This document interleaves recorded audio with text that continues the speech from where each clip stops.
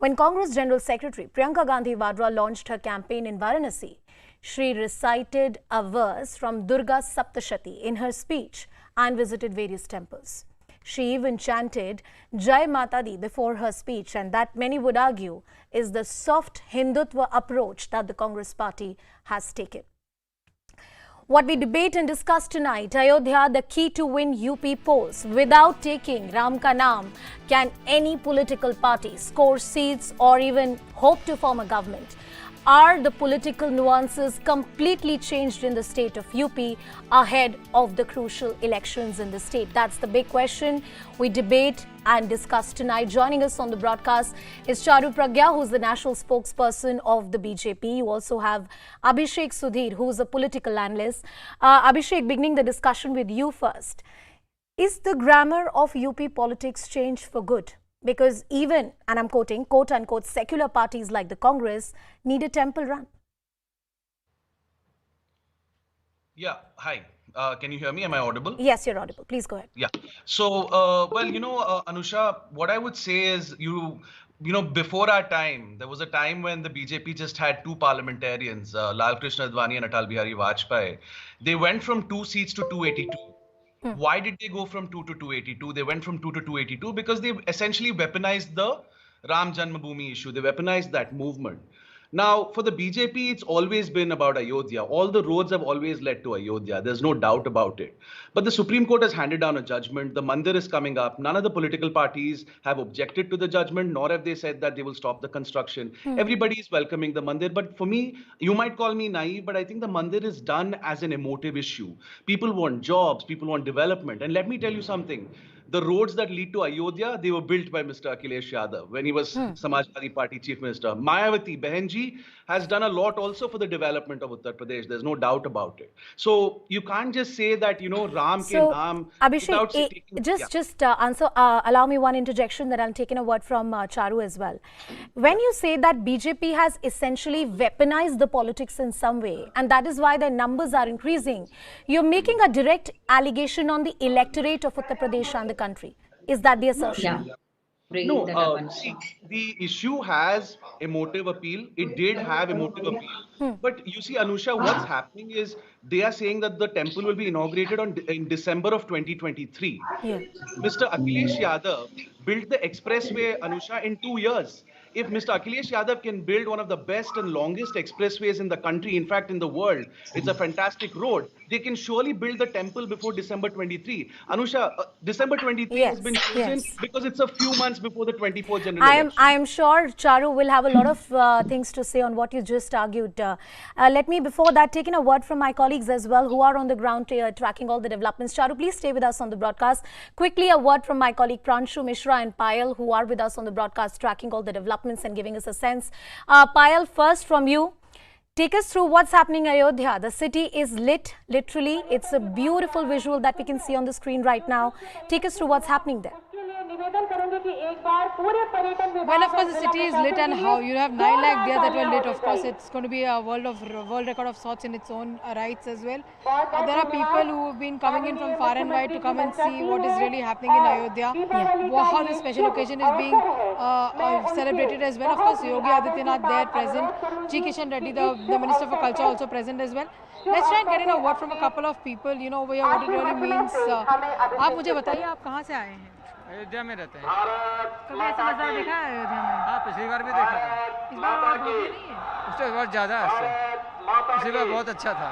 आप मुझे बताइए, आप युवा हैं, are you somebody who is hoping that the government will not just be able to light diyas but also jobs भी लेके आएगी आपके लिए? वो गवर्नमेंट पूछ रहे हैं कि जॉब्स लेके आएगी। अब देखिए, अब ये तो कुछ कहा नहीं जा सकता है जॉब्स लेके आएगी कि नहीं लेके आएगी, पर संभवतः ऐसा लग रहा है कि जॉब्स लेके आएगी। जैसे इलेक्शन आने वाला है, सारे लोग बात करते हैं राम मंदिर के, अखिलेश यादव बात करें, अरविंद केजरीवाल बात करें, लगता है राम मंदिर दोबारा एक पॉलिटिकल इशू बन गया है। क्या राम मंदिर है? पॉलिटिक तो नहीं है। तो सारे नेता बात कर रहे हैं कि हम राम मंदिर बनवा सकते थे, बनवाएंगे।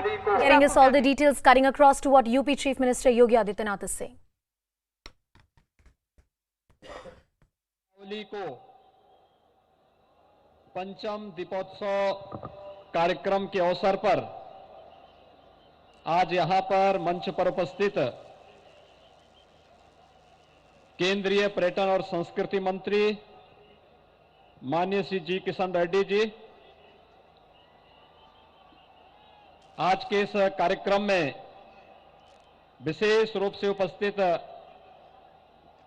वियतनाम, केन्या, त्रिनिदाद और टोबैगो के माननीय राजदूत और उच्चायुक्त,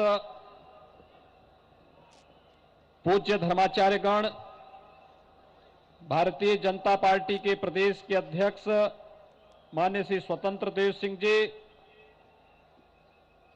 मध्य प्रदेश सरकार के मंत्री श्री कमल पटेल जी, प्रदेश सरकार के मेरे सहयोगी मंत्रीगण डॉक्टर महेंद्र सिंह जी, डॉक्टर नीलकंठ तिवारी जी, माननीय सांसद और जनप्रतिनिधिगण,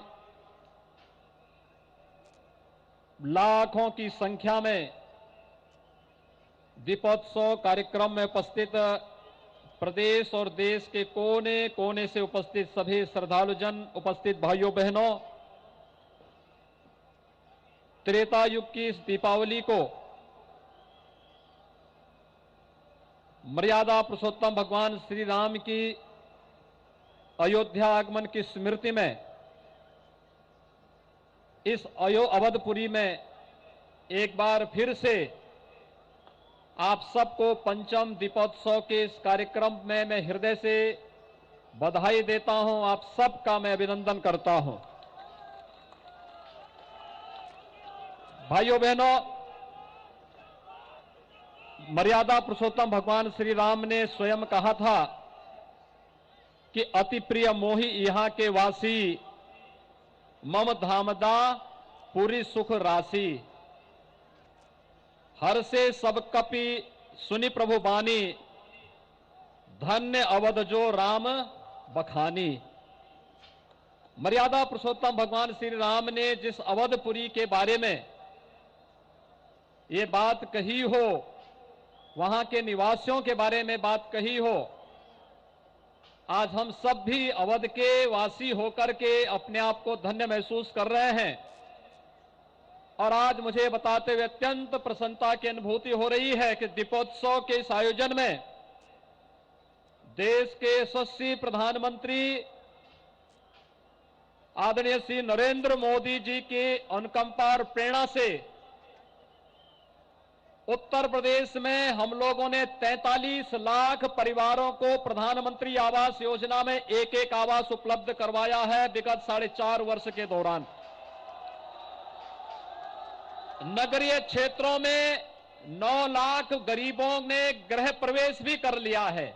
उन 9 लाख परिवारों के घर में दीपोत्सव का कार्यक्रम भी हो रहा है और उसकी स्मृति में 9 लाख दीप का प्रज्वलन इस राम जी की पेड़ी में हो रहा है।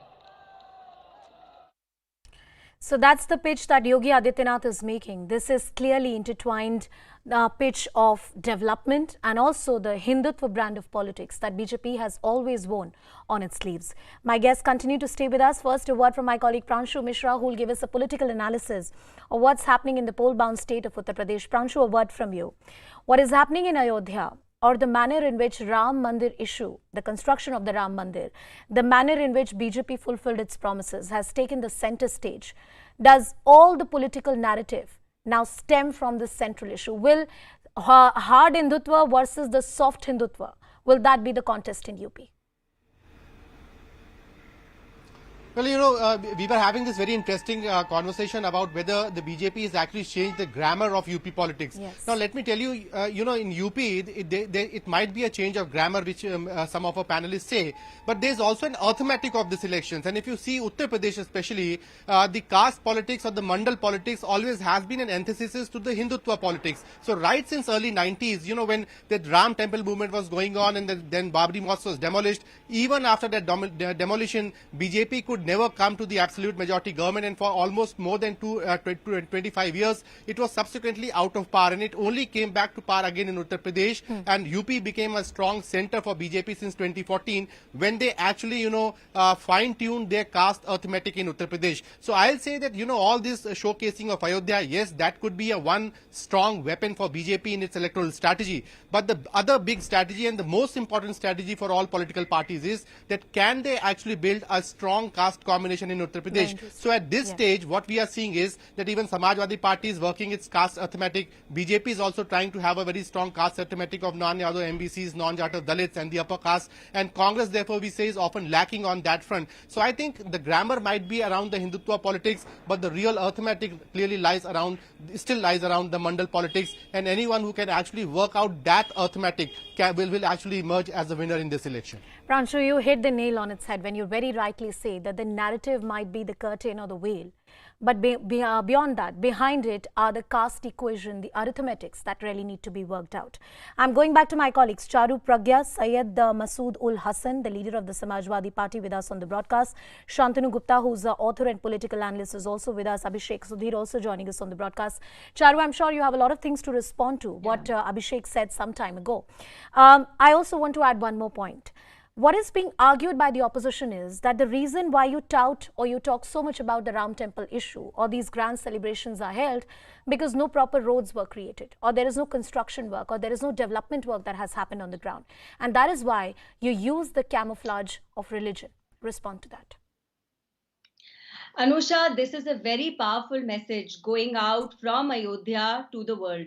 We have shown that Dharma and development can go hand in hand. And 9 lakh diyas are being lit today to showcase that. 9 lakh PM Awas Yojana homes have been given out already, and there will be one diya for each one of them. And I think that's a beautiful message, because we don't have to leave our dharma behind to progress on the path of maybe industrialization, maybe development in other fields. And for those who say that there are no roads being built, well, an entire new network, a whole new grid of expressways has been laid down. Every single village has been electrified. I can go on and on. The record number of jobs have been given the year before last, and WHO has praised the way Uttar Pradesh has handled COVID. So there is a whole long list, like I said, whether it is getting in investments, whether it is ensuring that women feel safer in the state, everything has been looked after. Unfortunately, the only word that the opposition spokesperson or the so-called political analyst could come up with was weaponized. And he used that word because for them, firing on Karsevaks was something that they endorsed. Firing on Karsevaks was something that they stand by even today. Now, this is a solid reply to that by Yogi ji. He has very openly said that anybody who comes to the Ram Nagri, you have to pass through Ram Nagri if you want to reach Lucknow. You have to pass through Ram Nagri if you have to reach Lucknow. That's the grammar we are talking about. Syed Masood ul Hassan is also with us on the broadcast. Syed Sahab, aapse janna chahungi. I'd like to know from you. Charu Pragya is saying that there is nothing wrong in celebrating the religion of the majority. Hindus shouldn't be ashamed to belong to a certain religion. Rather, the state or the country should celebrate its religion with much pride. There is no hiding. Development work is happening. And if a state government believes in celebrating the religion of the majority with much fervor, what is the problem with that? Actually, the problem is in the constitution and is with the BJP. Actually, the right-wing party that is ruling our country, India, that is BJP, which doesn't know how to respect the constitution, basically. Elaborate on that, sir. Elaborate that on, sir. In the Indian constitution, there is no religion for the state. A state is a secular entity, and celebrating such events can be they are good. But the question arises here is that 9 lakhs lamps would be lit today in Ayodhya. The mustard oil which will be used there in those lamps, they are around 200 rupees per kg right now in Uttar Pradesh and all over Sir, the country. I just want to say on that point that if we get into that debate, I am sure there are aspects of a lot of other religions that also need to be explained. Can I quickly, Charu, very quickly, and then I have to rebut take in for a 10 word from seconds, Shantanu Gupta as well. Very quickly, Charu. I don't think he's read I the just want constitution. to I don't say know why here he's that even mentioning Indian the constitution right constitution now. I doesn't have allow not such read kind of anywhere. Sir, please Charu को such बोलने दीजिए, kind मैं of आपके पास आऊंगी. Please let Charu finish. I'll come to you, sir. बीच में बोलने Sir, की please जरूरत नहीं है. let her देखिए, finish. Her- I'll come to you. हर 30 बात seconds पर- to her, and then I'll give you 30 seconds, sir. Charu, please go ahead. I won't take longer. Thank you. So just by using the word constitution, you're not actually making sense, because it is nowhere written in our constitution that Hindus cannot celebrate Diwali. If you are allowed to celebrate every other festival in the calendar, why is it that you have a problem when Hindus are lighting diyas? I don't Syed understand साहब, what's the संविधान problem. में ऐसा कहीं नहीं लिखा है, Where constitution in में the ऐसा कहीं नहीं लिखा है Constitution कि that you कोई cannot सरकार, any government or any political figure cannot celebrate a religious festival. Every festival needs to be celebrated. मेरी बात को सही से Please समझ go, नहीं please pi. go ahead, Syed Saab. I'll give you all the time to Hindi में respond. Please समझा go देता ahead. हूं। हमारा देश एक धर्मनिरपेक्ष देश है और हमारे संविधान में ये लिखा है कि राज्य की सरकार का कोई धर्म नहीं होगा। अगर ऐसा सर, नहीं लिखा है तो बता दीजिए। धर्म निरपेक्ष का मतलब बता धर्म दीजिए विहीन मुझे। नहीं होता, दोनों में फर्क होता है.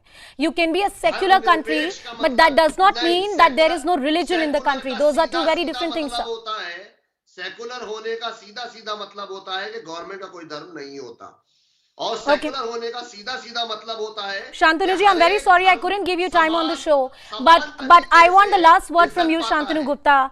Are you ये नहीं हुआ करता do you कि agree एक with this धर्म point? विशेष Do को you लेकर agree के with this तो point, आप Shantanu Gupta, जश्न that the मनाएं, grammar दूसरे of धर्म UP को आप politics नीचा has दिखाएं, been ऐसा rewritten किसी सेकुलर in many कंट्री में ways? नहीं होता। And how do you respond to this entire argument of secularism? See, I think when celebrating a iftar party was secular, then I think celebrating Ram Navami or Diwali is also secular. I think that's behind the point. As you said, the grammar of UP has been changed. Now, Yogi Adityanath government is entering the 2022 election with two things: Ram and Kam together, right? And BJP is the party which is standing with this issue from last 30 years, from Palampur Adhivesan till now. They're standing with the issue. As your reporter said, they lost some election because of that. They gained some electoral victories, but they never left this topic. A lot of these new fancy dress tribes, Hindus, are coming now who opposed Ram Mandir vehemently earlier, right? And people will identify. And there are also a huge calm around, like number of toilets, number of housing, gas connection, electricity, huge line. So I think this is a good combination, this new grammar, that Ram and Kam both will go together in this country. All right, I'm going back to my colleagues who continue to stay with us on the broadcast. I'll try and connect with them. Meanwhile, Abhishek, Sudhir, coming back to you. There's an interesting point which is being made about the Indian constitution, that it's secular in nature. But does secularism mean that you don't celebrate an iftar party, or a Diwali celebration cannot be held by the government of the day? And if that is the case, then why does Priyanka Gandhi Vadra has to recite some mantras from the Durga Saptashati at an election rally, or at a rally that she is addressing, or visit a temple and get her photos clicked there, if religion is a purely personal issue and has got nothing to do with politics, in the language of many opposition parties? Anusha, I think there was a kind of barb aimed at me by the Not BJP. at all. Not at all. No, not you, Oh, not you. okay. Good. You're very fair and you're asking the right questions. Yes. Thank you for doing that. I mean, the BJP spokesperson said, I'm a so-called political analyst. Well, actually, I kind of have a different view to Syed Saab. I think India's secularism allows for, how would I say, a principled form of secularism. We don't practice the hard secularism of France, where, you've had the hijab banned and things like that. Yes. So religion is a part of our culture. It's been a part of our politics. It will be. Anusha, my point is, you, Charu, myself, Shantanu, we are all young, right? We are youngish. I mean, don't you think we have a responsibility to take this country in a different direction? Don't you think we have to move beyond Mandir and start talking about Mandis? Don't you think we have to move beyond Jinnah and start talking about joblessness? Don't you think we have to move beyond polarization and start talking about poverty? Don't you think we need to move beyond communalism and start talking about corruption? These are the issues that matter, right? Let's talk about this. Yes, Pranshu is a veteran journalist. I read a lot of Pranshu's articles daily. That's how I keep myself informed. But, unfortunately, we have to to move beyond Mandir and Mandal. We have to think as a nation. We have to get beyond arithmetic, caste, social engineering, and we might lose elections because of this, right? I'm in the opposition. I'm a liberal. I make no bones about it. We might lose elections because let me of this. let me bring Charu into the discussion. But Charu, we have to stick to our principles. Charu, I'm We have to coming stick back to the point, and I agree when Abhishek says that we are not that hardcore secular country, which means that you have to hide your religion somewhere. That's not the culture that belongs to this country. We've always celebrated our religion, but shouldn't it be the domain of citizens, of people, and not the government? Should the government rather focus on far more important issues? You spoke about the PM Awas Yojana, the electrification project. You spoke about the COVID crisis as well. UP had a lot of lessons, like many other parts of the country, to learn during the COVID crisis. And health infrastructure is one such issue, which the Prime Minister is also speaking about. Is it, pure saffronization of the politics, like opposition is accusing you of? Charu, if you can hear me. Sorry, I couldn't for a moment there. Could you please repeat your Charu, question? I wanted to understand from you, how do you respond to this argument that religion once again is being used for political benefits because development work has not been done? And while you may cite the PM Awas Yojana or the electrification projects, but a lot more work still needs to be done, including the manner in which the COVID crisis was handled. Please go ahead. So, tongue-in-cheek, since a lot more work still needs to be done, BJP needs to be elected back in power in Uttar Pradesh. But on a more serious note, the fact is that for Bharatiya Janata Party, this is not a question of politics. Lighting diyas or ensuring Ram Mandir is built at the quickest pace in the grandest manner is a question of our faith, is a question of our astha, and not of politics. This is not a party which does temple tourism just before elections around the corner. So anyone who questions that really need to look into the mirror. And as for your point about development, well, if you look at the way Uttar Pradesh has risen in every single index in the last 5 years, and if you want, I will cite data to you. Well, Charu, I'm sure we'd have time to discuss that on some other day. I'm very short of time, but I appreciate you joining us on the broadcast. Charu Pragya, Shantanu Gupta, Abhishek Take care and Sudhir. happy Diwali to everyone. Happy Diwali to everyone. Happy Diwali to you as well, Charu. Have a good one. I have a safe one.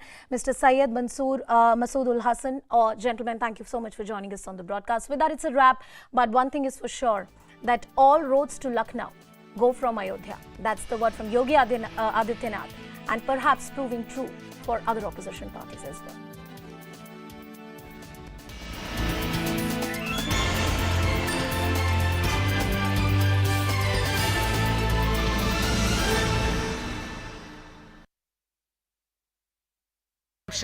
Much lower than the developed world. Yet, a country still in its development phase has made a big promise to save the planet. Net zero emission by 2070. वर्ष 2070 तक Bharat net zero का लक्ष्य हासिल करेगा। दूसरा, भारत 2030 तक अपनी 50% energy requirement renewable energy से पूरी करेगा। With this, the Prime Minister warded off intense pressure to commit to an unrealistic target of 2050. Prime Minister Modi explained India's stand and put out the 5 commitments the country was making at the Glasgow Climate Summit COP26. Net zero emissions target to be achieved by 2070. Increase non-fossil fuel energy capacity to 500 gigawatts by 2030. 50% energy requirement to be met by renewable energy by 2030. Reduce carbon emission by 1 billion ton by 2030. And the country's emission intensity to be reduced by at least 45% by 2030. While India made bold commitments, it also called out the rich countries for failing to do their bit in mitigating the climate crisis. Friends, ये सच्चाई हम सभी जानते हैं कि climate finance को लेकर आज तक किए गए वायदे खोखले ही साबित हुए हैं। भारत की अपेक्षा है कि विकसित देश जल्द से जल्द $1 ट्रिलियन का क्लाइमेट फाइनेंस उपलब्ध कराएं। Wealthy nations had promised $100 billion a year to developing nations by 2020 in the Copenhagen 2009 summit. but they did not live up to the commitment. Climate finance is money paid by rich countries which have been responsible in the past for emissions to developing countries. This to help them meet emission reduction targets. Narendra Modi, after all, has always been a fierce climate warrior. Back in 2013, Gujarat was the first to set up a separate department for climate change, accounted for nearly 30% of carbon credits earned by India. Under him as Prime Minister, India is the only country in G20 which is on the fast track to achieve climate goals. And now, Modi's commitment at COP26, one that has arguably eclipsed tall claims by world leaders like President Biden, has set a new benchmark that should push richer nations to do their bit. Bureau Report, CNN News 18. This was really our last chance to save the planet and, yes, save ourselves from the impending doom due to climate catastrophe. At the climate summit COP26 in Glasgow, it's India that has shown the way. A surprise announcement of net zero by 2070 and using 50% renewable energy by 2030. India, though, warded off intense pressure to commit to a 2050 net zero deadline, relying more on a realistic timeline that has shown that targets should be taken seriously enough to be met. Unlike the richer nations that have let the world down on climate finance that was so crucially needed at a time when the developing world, the poorer world, is facing the worst brunt of climate change and global warming already. From India to China and Europe to America, it's time we come together to save the world. Over the last couple of years, India has faced intense cyclones, from Amphan on the eastern coast to Cyclone Tote on the western. The country has been ravaged by untimely rains and flash floods from Kerala to Uttarakhand. People have had to be evacuated, leaving all their belongings behind. They've barely saved themselves from the fury of nature. This is the fallout of climate change, there before us already. Historically, it's been the developed world that has been responsible largely for the greenhouse gas emissions resulting in global warming and climate change. But the onus is now on the entire world to fight it out, and India has shown how.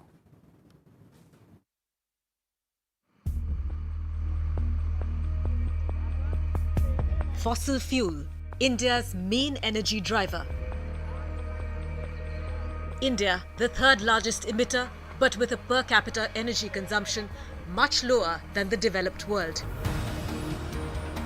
Yet, a country still in its development phase has made a big promise to save the planet. Net zero emission by 2070. वर्ष 2070 तक Bharat net zero का लक्ष्य हासिल करेगा। दूसरा, भारत 2030 तक अपनी 50% energy requirement renewable energy से पूरी करेगा। With this, the Prime Minister warded off intense pressure to commit to an unrealistic target of 2050. Prime Minister Modi explained India's stand and put out the 5 commitments the country was making at the Glasgow Climate Summit COP26. Net zero emissions target to be achieved by 2070. Increase non-fossil fuel energy capacity to 500 gigawatts by 2030. 50% energy requirement to be met by renewable energy by 2030.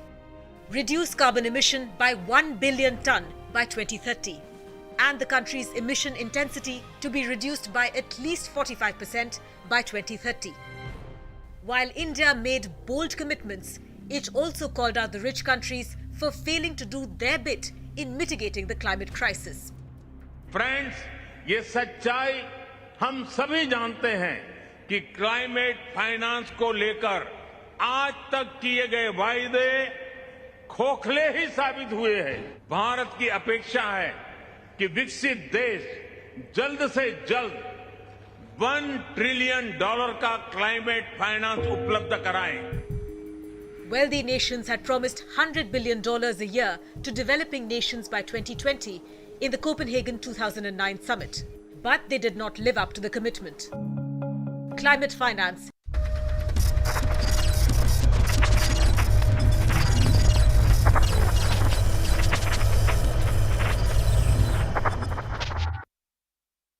पंचम दीपोत्सव महोत्सव की मैं आप सबको हृदय से बधाई देता हूं।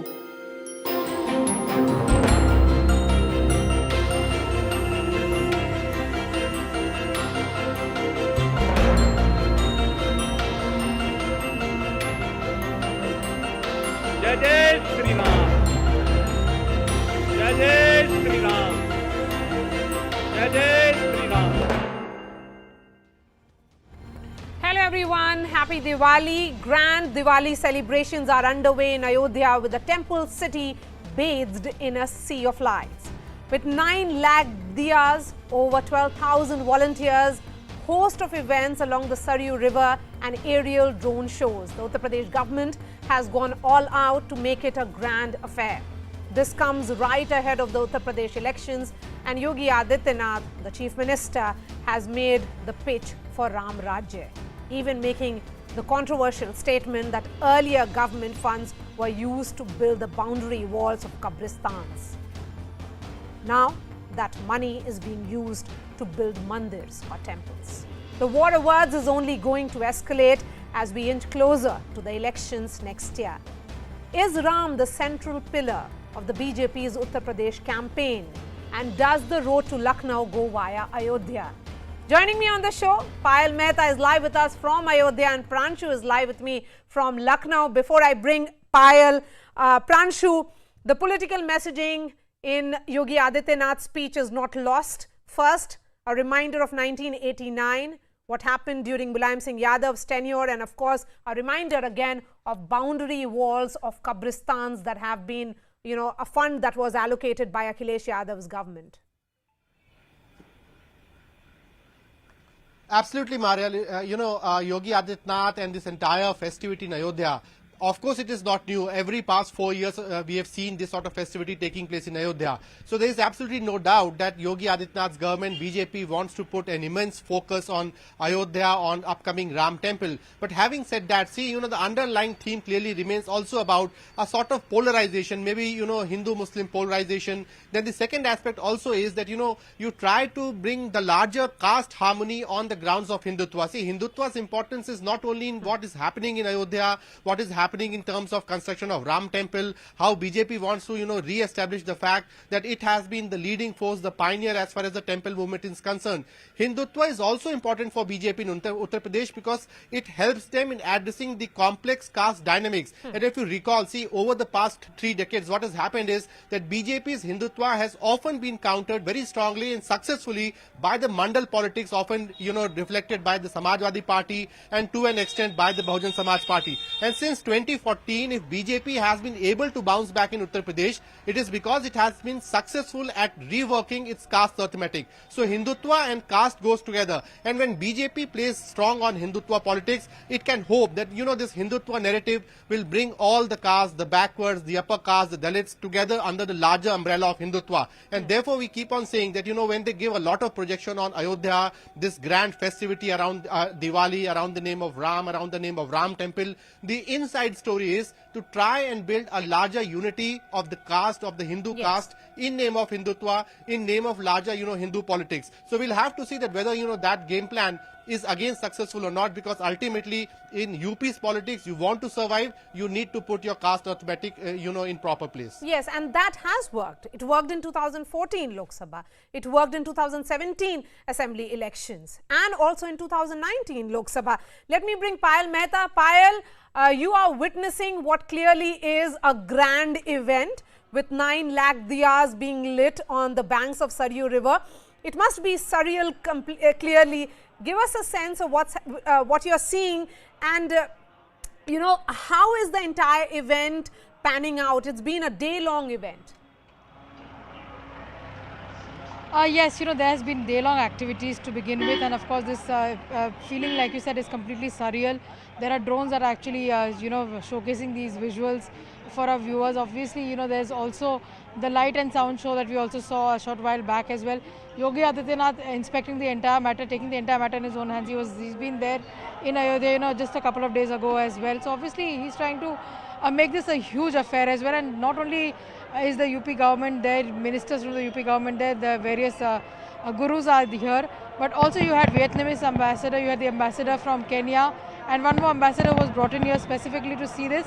And of course the Guinness Book of World Record people were also here to see if they could record this as part of history. Very interestingly, this is a record they're trying to create just about 4 months to go before the elections as well. Obviously Yogi Adityanath wanting to make that pitch as well. He's on 2 occasions when he's spoken, he said that my responsibility as far as Ayodhya is concerned, not to make sure that it is the biggest and probably the most sought after temple city, but also we have to make sure that this is a city which of course gives jobs to its people, it makes the people secure. We've been able to give houses to people, the poor and the poor have been able to get houses under the PM Awas Yojana. And very importantly, Maria, you remember what happened in Bihar, the free ration that Modi announced during the lockdown last year actually paid results for them in Bihar. Similarly, Yogi Adityanath has extended the central government scheme as part of the state government scheme, and that scheme is now going to be valid till the month of March, which is when the holy festival really comes. So obviously, a mix of political as well as emotional pitch being made by Yogi Adityanath on this occasion. Yes, and light and sound show on your television screens. That's how Ayodhya looks this evening. Before the big Diwali tomorrow. Payal and Pranshu, appreciate your time and happy Diwali to both of you. Let me bring in my guests. Tuhin Sinha, spokesperson of the BJP. Amik Jamai is the national spokesperson of Samajwadi Party. Acharya Vikramaditya is a religious preacher. And we also have Virendra Bhatt. He's a senior journalist. I'm going to begin with you. We have seen, Mr. Bhatt, we have seen this push by Yogi government in Ayodhya in the past as well. The imagery of this nature, of diyas being lit on the occasion of Diwali, would you say it's political or religious in nature, or is this now a clear mix of religion and politics?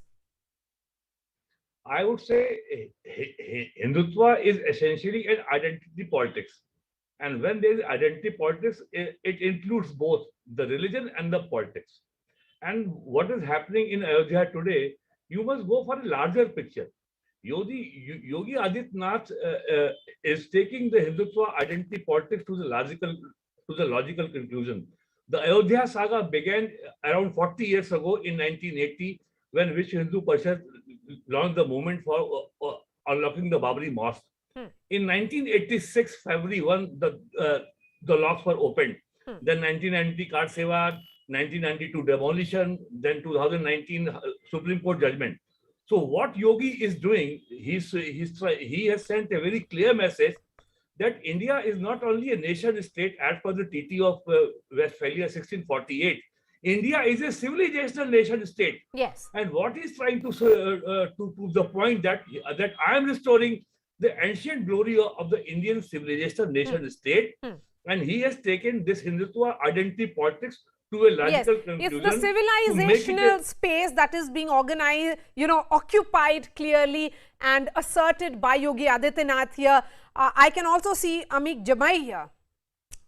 Amik Jamai, Ayodhya saw... I want to add only one sentence. Go ahead. In 2017, the first year of Yogi Adityanath government, the Taj Mahal photograph was dropped from the brochure of the UP Tourist Department.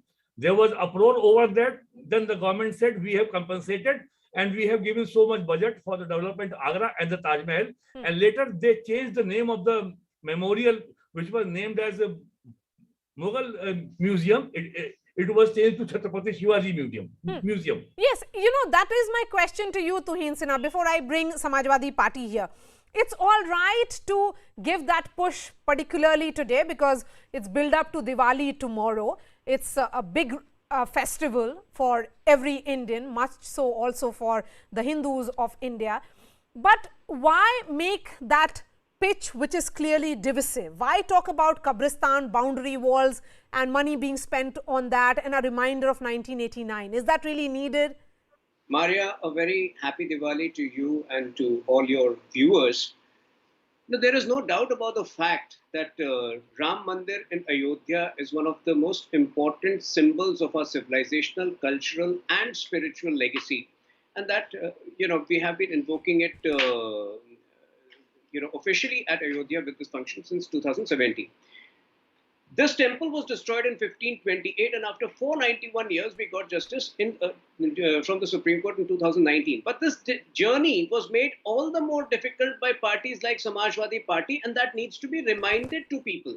These are blatantly, vote-driven parties which at one point of time opened fire on car sevaks. At some point of time, they went out of the way to appease minorities, but they never were able to take a stand. My question is, what is the need of reminding Samajwadi Party and the people in general today? If today is about celebrations, about these colors and light and sound and creating that, that entire atmosphere, why remind people of what the Samajwadi Party government did, 1989 and Akhilesh Yadav tenure? Akhilesh Yadav and his party were one of the biggest obstacles in the creation of Ram Temple. So I think on this day, the people who have blocked this journey, the people who tried their best to subvert, to make sure that this day did not happen, needs to be shown their place. I don't think, on this particular issue, we are particularly Gandhian. We don't believe in that badappan. We need to remind those people that these are the people, whether it was Congress. At least you say that you don't believe in that badappan.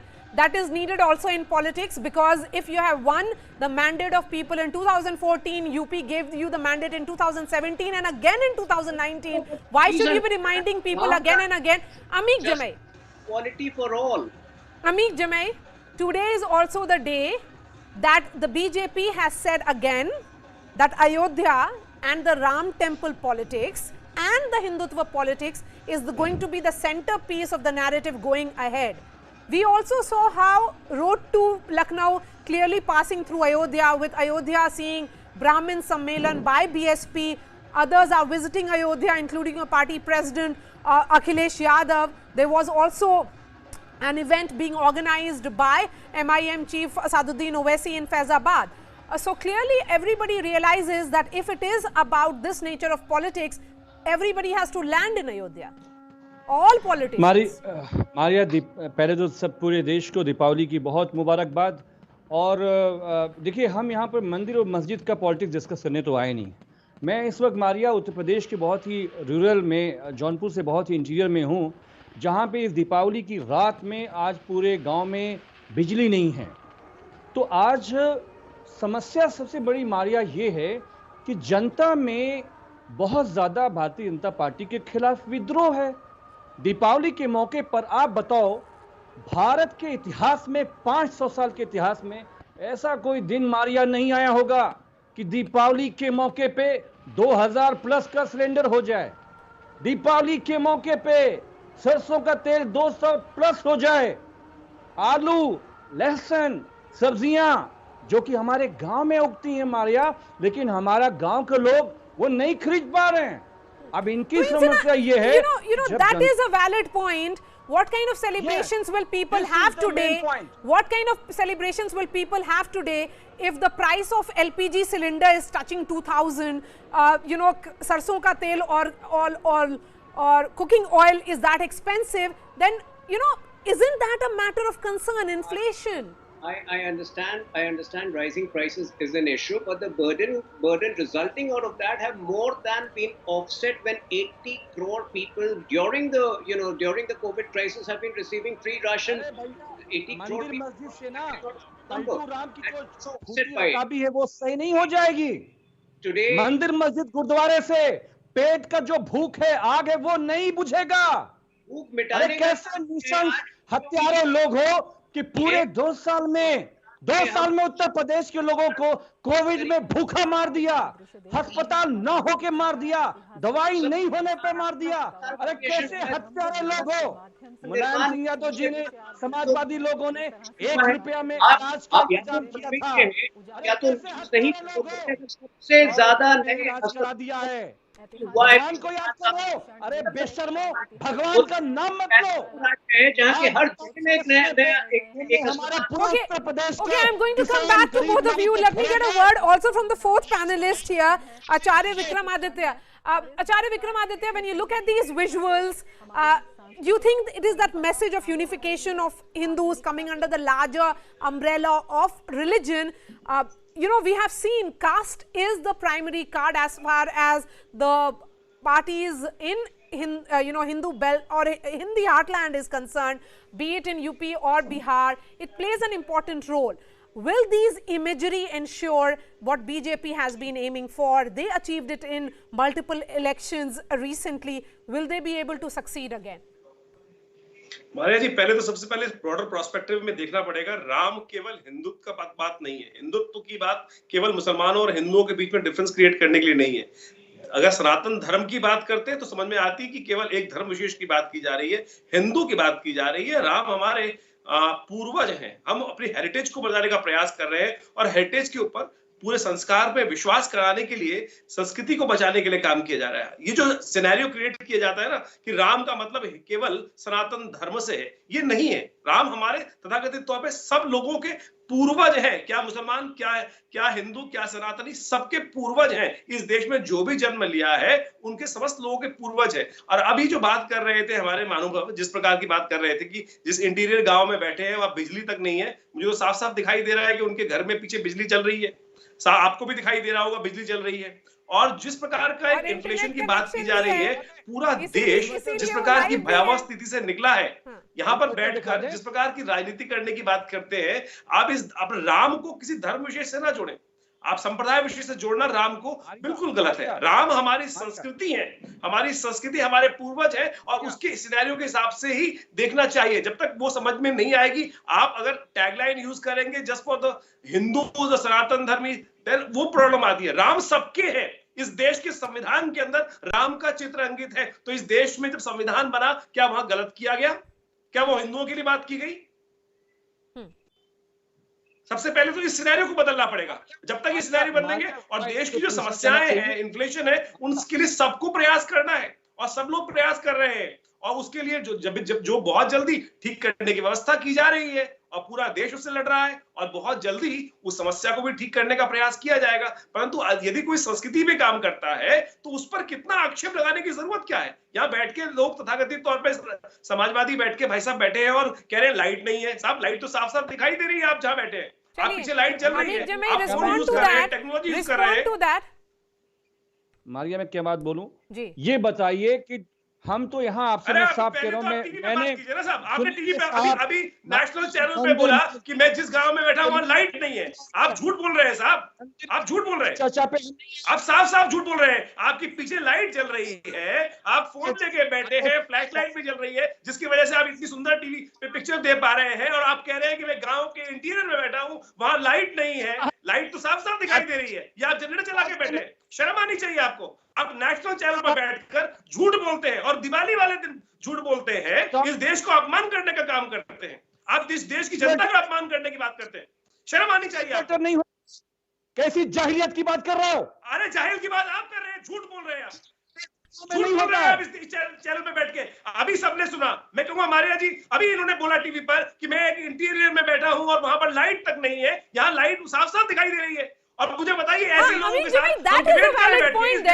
आपने बिजली की बात की, 20 घंटे नहीं रहती है, लेकिन आप जहां पर है वहां पर तो इंटरनेट कनेक्शन भी है। साफ साफ दिखाई दे रहा है।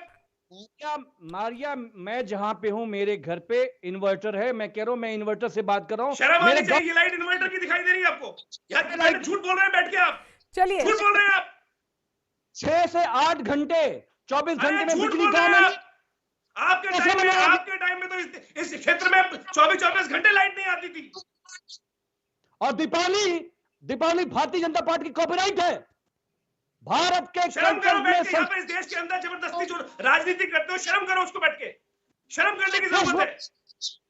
आप ये बताओ महाराज, अरे शर्म करो, झूठ बोलते हो। पहले सबसे पहले झूठ बयानबाजी करते हो।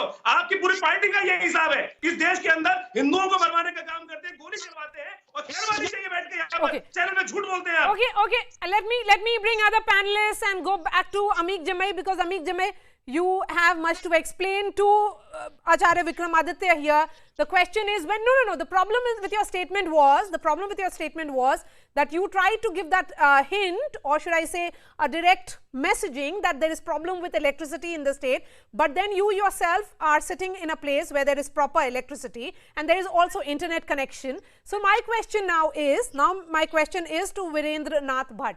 Mr. Bhatt, here is Yogi Adityanath trying to position himself as this figure who is seen as Hindu Hriday Samrat, is a phrase that has been used in the context of Prime Minister Narendra Modi. But again, he has tried to position himself as that here again.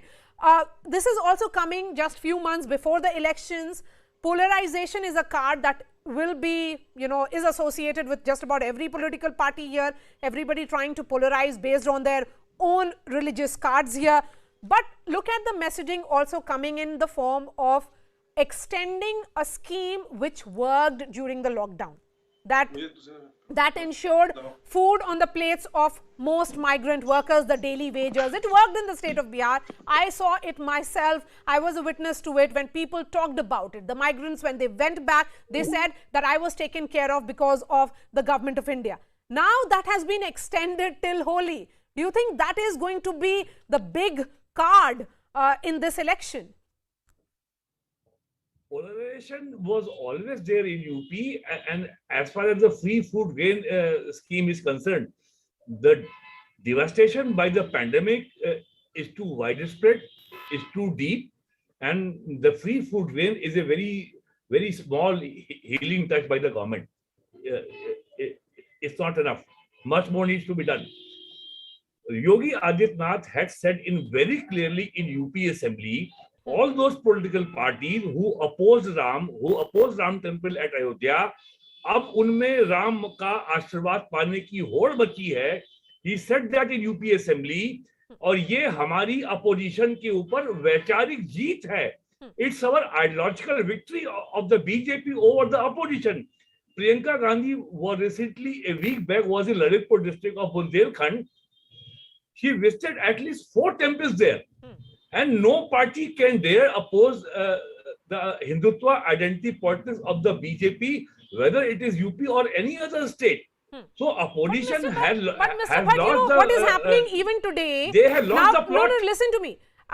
Now Arvind Kejriwal has created this replica of Ram temple of Ayodhya in Delhi, and he will be offering puja in live, that will be broadcast live. My question is that this is a playfield of the BJP. This is an issue which the BJP has mastered. So for any political party, be it the Congress or the Samajwadi Party or Aam Aadmi Party, to play or try and project themselves as Hindus as well, will it really work for them? Because for the people of India, the original party will remain the BJP. Then. It has not worked for them. It has not worked for them. Akhilesh Yadav is talking of building a statue of Lord Vishnu, Hanuman and Ram, a big temple of Vishnu at his hometown in Itawa. Everybody is showing the BJP's line. What I am saying, opposition has lost the plot. They have no idea how to counter the BJP's Hindutva narrative. Okay. Amik ji mein? हम आपसे पहले भी कह रहे हैं, हमें ये लगता है कि जो ये धर्म की बात है, ये किसी भी लोगों के लिए बिल्कुल उनका निजी मामला है, दिल का मामला है. मैं यहाँ पे जो चर्चा करने आया हूँ, मारिया, अभी हमारे जो सबसे ज्यादा विकराल समस्या पूर्वांचल में है. नरेंद्र मोदी जी आए, फीता काट के चले गए अस्पताल का. जौनपुर में 500 बेड का अस्पताल 2018 में शुरू होना था. उनके मंत्री बीजेपी के यहाँ पे हैं. 2018 में जिसका फीता काटा गया है, अभी जब आपका CNN ने दिखाया, कपड़े जब उतरे हैं तो प्लास्टर तक नहीं हुआ है. पूछिए जरा इन लोगों से, धर्म के ठेकेदारों से, कि समाजवादी लोगों ने जो पूर्वांचल के लिए 500 बेड का राजकीय हॉस्पिटल बनाया था, काहे नहीं बनाया भैया हॉस्पिटल? ये लोग राम के मानने वाले नहीं है. Okay, Tuhin Sinha will respond to all the charge, from electricity to inflation to now this hospital as well. Go ahead, Tuhin Sinha. Maria जी, मैं इनकी बात का भी जवाब देता हूं. उत्तर प्रदेश में पिछले 4 सालों में 30 नए अस्पताल बने हैं. तो ये कहां से अपनी जानकारी लाते हैं? 100 बात की एक बात ये है, जिन्ना भक्त जो है राम भक्त नहीं हो सकते. 4 नए एक्सप्रेस तैयार हुए हैं. उत्तर प्रदेश में कोने को जोड़ रहे हैं. हमारे हिंदू भाइयों की हत्याएं की है कोविड में, आपने लाशें बिछाई है गंगा की नदियों में। राम राज्य की बात आती है, राम राज्य एक विचार है, एक आइडिया है जिसका तात्पर्य है जस्टिस फॉर ऑल, जिसका तात्पर्य है डेमोक्रेसी, जिसका तात्पर्य है इक्वालिटी। तो इन लोगों ने इतने समय तक हिंदुओं को प्रताड़ित रखा था कि आज ये अयोध्या भी जाते हैं, आज ये हिंदुओं के पीछे भागते भी हैं, लेकिन गालियां भी हमें ही देते हैं। भी हमारी मारे न जाते दवाई और उसके चलते, क्यों मारा हमारे हिंदू भाइयों को कोविड के पूरे समय पे? वैक्सीनेशन मिला कि नहीं, आप इतना बताइए। मैं पूछ रहा हूँ, 2018 में समाजवादी पार्टी के समय का पना ओपन क्यों नहीं हुआ? कोविड में हिंदू राम राज्य वो है जहां की 100 करोड़ से ऊपर वैक्सीनेशन करके हम विश्व में सबसे तीव्र गति से वैक्सीनेशन दे रहे हैं, वो है राम राज्य। गंगा मैया में लाशें क्यों बिछी हमारे हिंदू भाइयों की? अरे आप तो सुप्रीम कोर्ट में भी कहते हैं ना, सुप्रीम कोर्ट ने क्या कहा याचक को? सुप्रीम कोर्ट ने कहा कि आप जो है जरा ज्यादा और प्रमाण लेकर आइए इस विषय पर, आपके प्रमाण अधूरे हैं। आप तो सुप्रीम कोर्ट में इस विषय पर काहे मारे गए बताओ? अरे काहे मारेंगे? आप विश्व के फिगर्स देखिए ना, आप अनभिज्ञ हैं, आप थोड़ा विश्व में देखिए कि सबसे लीस्ट फर्टिलिटी रेट आज भी, मारिया जी आप बताइए इनको, सबसे लीस्ट पर मिलियन फर्टिलिटी रेट भारत की है। जो हाईएस्ट वैक्सीनेशन रिकॉर्ड है, अगर आप पॉपुलेशन को देखें तो बेस्ट वैक्सीनेशन रिकॉर्ड वो हमारा है। ये प्रलय की स्थिति थी, लेकिन उस प्रलय को कॉम्बैट करने का काम सबसे बेहतर प्रधानमंत्री के गाइडेंस में हम ही लोगों ने किया है। आपके तो मजाक उड़ा रहे थे हमारी वैक्सीन का, उसको भाजपा का वैक्सीन बता रहे थे। इसलिए मैं आपसे पूछ रहा हूँ, आपने वैक्सीनेशन लिया कि नहीं? सबसे पहले तो वो बताइए। चलिए कर रहे थे। Okay just hold on to your thoughts. Tuhin Sinha, Amique Jamei, Acharya Vikramaditya and Virendra Bhatt. We are slipping into a short break. This remains our top focus here on News Epicenter. We'll be continuing with this discussion and we'll be going also to the live visuals that are coming in from Ayodhya. Stay with us.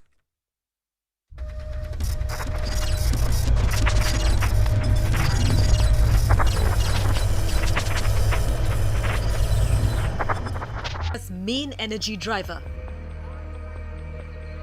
India, the third largest emitter, but with a per capita energy consumption much lower than the developed world. Yet, a country still in its development phase has made a big promise to save the planet. Net zero emission by 2070. वर्ष 2070 तक Bharat net zero का लक्ष्य हासिल करेगा। दूसरा, भारत 2030 तक अपनी 50% energy requirement renewable energy से पूरी करेगा। With this, the Prime Minister warded off intense pressure to commit to an unrealistic target of 2050.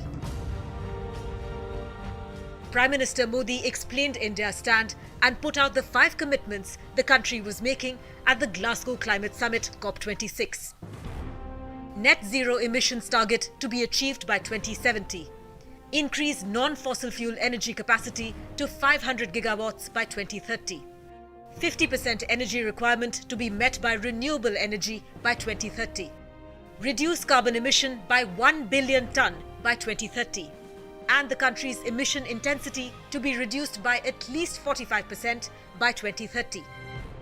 While India made bold commitments, it also called out the rich countries for failing to do their bit in mitigating the climate crisis. Friends, ये सच्चाई हम सभी जानते हैं कि climate finance को लेकर आज तक किए गए वायदे खोखले ही साबित हुए हैं। भारत की अपेक्षा है कि विकसित देश जल्द से जल्द $1 ट्रिलियन का क्लाइमेट फाइनेंस उपलब्ध कराएं। Wealthy nations had promised $100 billion a year to developing nations by 2020 in the Copenhagen 2009 summit. But they did not live up to the commitment. Climate finance is money paid by rich countries which have been responsible in the past for emissions to developing countries. This to help them meet emission reduction targets. Narendra Modi, after all, has always been a fierce climate warrior. Back in 2013, Gujarat was the first to set up a separate department for climate change, accounted for nearly 30% of carbon credits earned by India. Under him as Prime Minister, India is the only country in G20 which is on the fast track to achieve climate goals.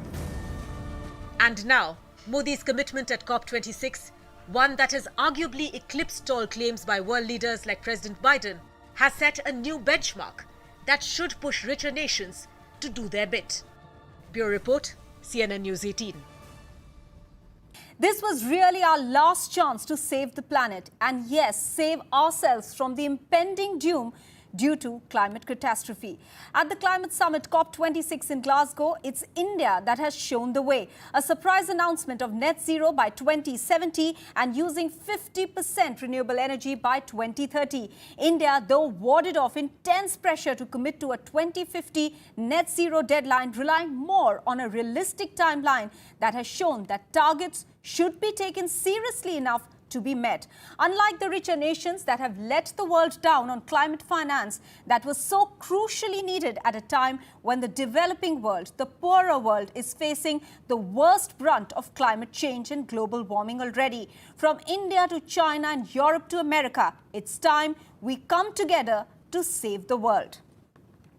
Over the last couple of years, India has faced intense cyclones, from Amphan on the eastern coast to Cyclone Tote on the western. The country has been ravaged by untimely rains and flash floods from Kerala to Uttarakhand. People have had to be evacuated, leaving all their belongings behind. They've barely saved themselves from the fury of nature. This is the fallout of climate change, there before us already. Historically, it's been the developed world that has been responsible largely for the greenhouse gas emissions resulting in global warming and climate change. But the onus is now on the entire world to fight it out, and India has shown how.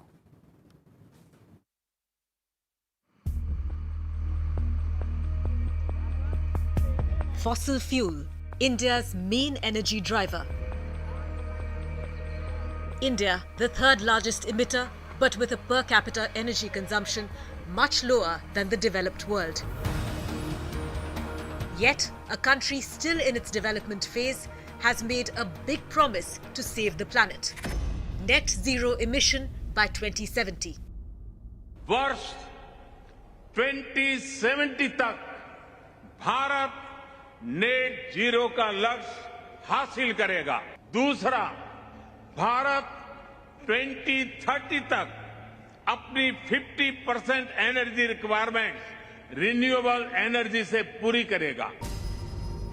With this, the Prime Minister warded off intense pressure to commit to an unrealistic target of 2050. Prime Minister Modi explained India's stand and put out the 5 commitments the country was making at the Glasgow Climate Summit COP26. Net zero emissions target to be achieved by 2070. Increase non-fossil fuel energy capacity to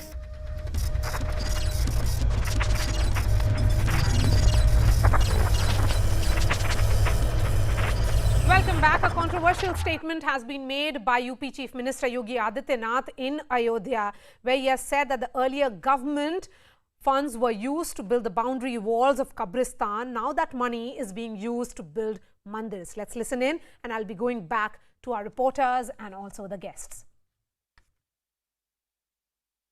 पहले भाइयों बहनों, प्रदेश का ये पैसा कब्रिस्तान की boundary पर खर्च होता था, आज मंदिरों के पुनर्निर्माण और सुंदरीकरण पर खर्च हो रहा है। जिनको कब्रिस्तान प्यारा था वो पैसा, जनता का पैसा वहां लगाते थे। जिन्हें धर्म और संस्कृति प्यारी है वो धर्म और संस्कृति के उत्थान के लिए, उन्नयन के लिए उस पैसे का उपयोग कर रहे हैं। Let me get a quick word first from Pranshu Mishra. Pranshu, Kabristan Shamshan narrative played out in 2017. But the big card that worked then was those elections were held just after the big demonetization move. So what we witnessed, because both of us were covering the elections, was also about the poor versus the rich, where the poor felt like it was more like a class thing emerging in favor of the BJP post that demonetization move. When this kind of narrative is invoked by the BJP 5 months before the elections, are they also trying to send that message that yes, there is that narrative of double engine ki sarkar, but polarization is something that can bring multiple castes under the larger umbrella of Hindutva? Absolutely, Maria. See, the election sees several cards being played. So, on one hand, the development page, the double engine ki sarkar, the glimpse of which we saw in places like Siddharthnagar and Kushinagar when Prime Minister was there, earlier this month.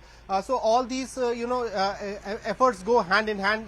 In fact, they are the parallel verticals of these elections, where on one hand there is this development push. The BJP and the government will talk about how, the crores of families have been benefit under the PDS scheme, how free ration has been given to them, how development is taking place, especially in the pockets of eastern Uttar Pradesh, how road connectivity is there. But having said that, see, the election also boils down to a lot of caste arithmetic, a lot of religious polarization. So every election, not just this Shamshan Kabristan debate which we saw in 2019. Before that, it was Ali versus Bajrang Bali debate. Before that, it was Exodus in Kairana way back in 2014. So every election has its own set of communal agenda. So this time around, it could be a debate around Jinnah, what Akhilesh Yadav said recently and how BJP responded to it, what Yogi Adityanath has said today. But this will clearly be, one aspect of the election. The other aspect will be how strongly BJP can forge alliances with, say, the smaller parties. For example, they have worked out a patch-up with the Reprochma with the likes of Sanjay Nishad.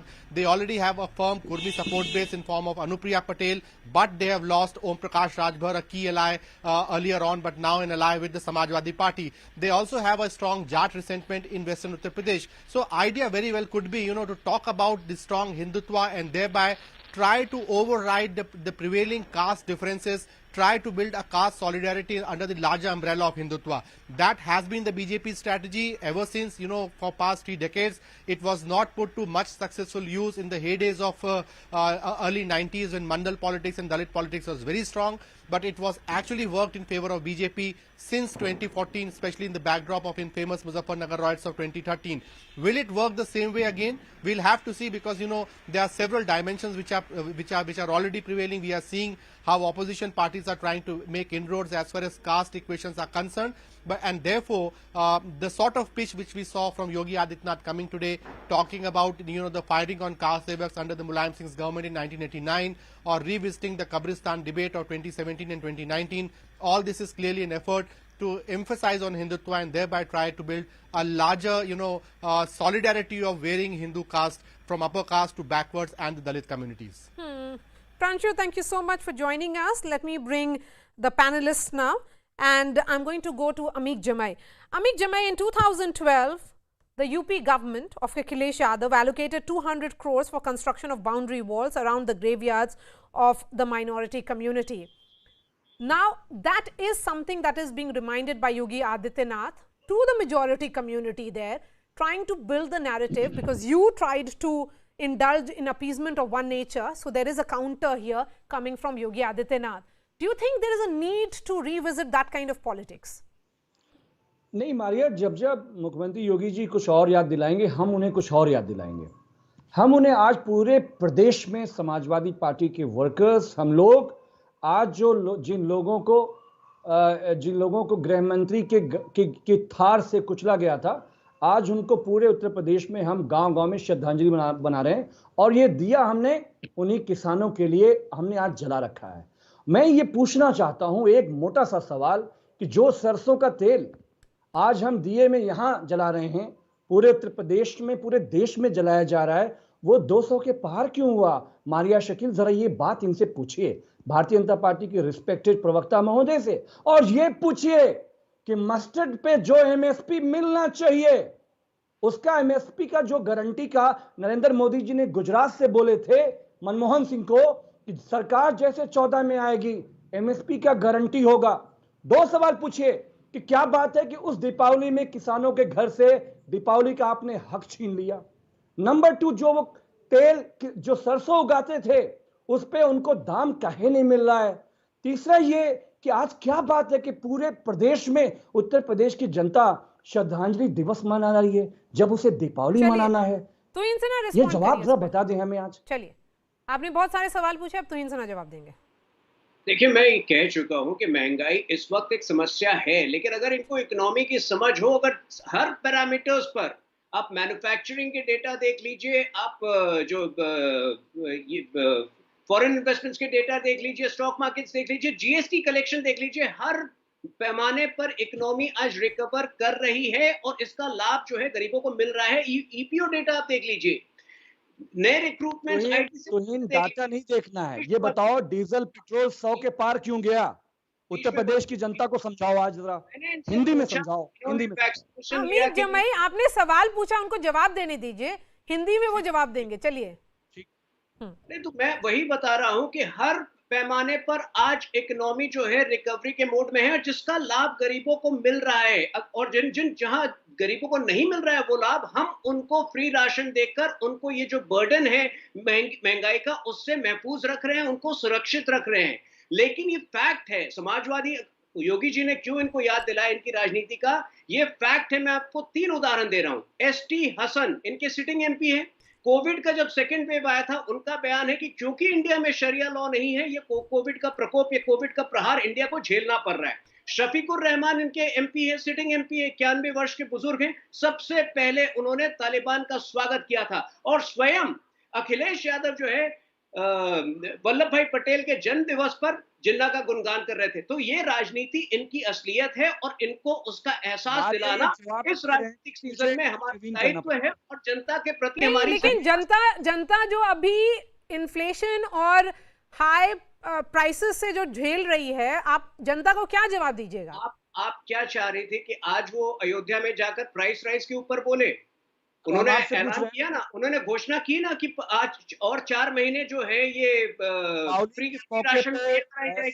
आप क्या चाह रही थी कि वो prices कम होंगे या क्यों बढ़े हैं? अरे इकोनॉमी में बहुत सारे ऐसे फेजेस आते हैं। मैं सितंबर 2013 की बात कर रहा हूँ, 82 रुपये पेट्रोल मिल रहा था, आज 110 रुपये मिल रहा है। तो अगर 8 सालों में 28 रुपये बढ़ा है तो वो बहुत ज्यादा अप्रत्याशित नहीं है। हमें ये देखना है कि हम किस प्रकार से उस जो जनता के ऊपर भार है उसको अलग अलग तरीके से कम कर सके, और वो हम हर तरीके से कर रहे हैं। मुफ्त में वैक्सीन बांटते हैं जिसका ये मजाक उड़ाते हैं। Okay, so there is, the battle lines are drawn clearly as far as UP is concerned. You can see how the narrative is playing out there. But Virendra Bhatt, while we look at multiple players on this chessboard of Uttar Pradesh, you're also seeing the card that is being played by the BSP here. Of course, it is for the moment appearing to be a 2-horse race, but there are other political parties which are trying to say that we also matter, we also count. Let's not forget that Mayawati, for example, has a strong vote base which has been roughly around 18 to 19% election after election.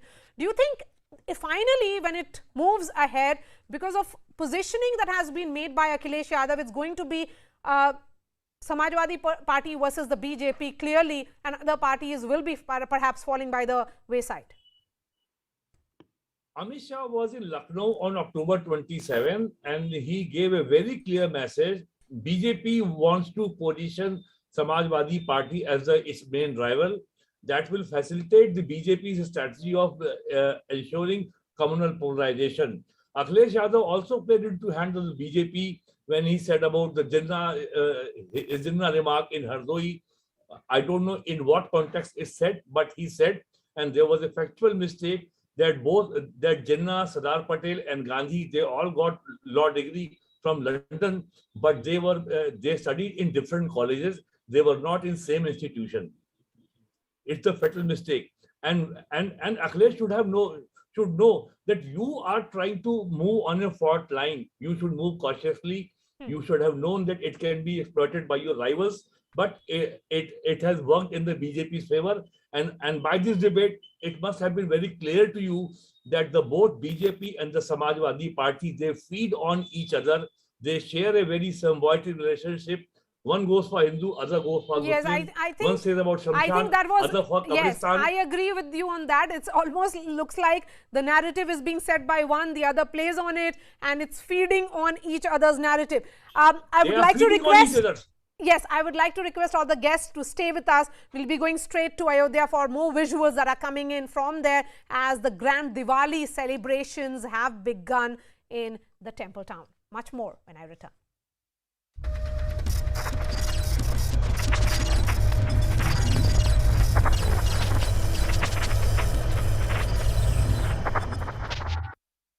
Do their bit. Bureau Report, CNN News 18.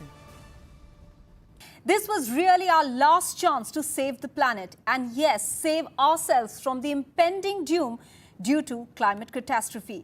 At the climate summit COP26 in Glasgow, it's India that has shown the way. A surprise announcement of net zero by 2070 and using 50% renewable energy by 2030. India, though, warded off intense pressure to commit to a 2050 net zero deadline, relying more on a realistic timeline that has shown that targets should be taken seriously enough to be met.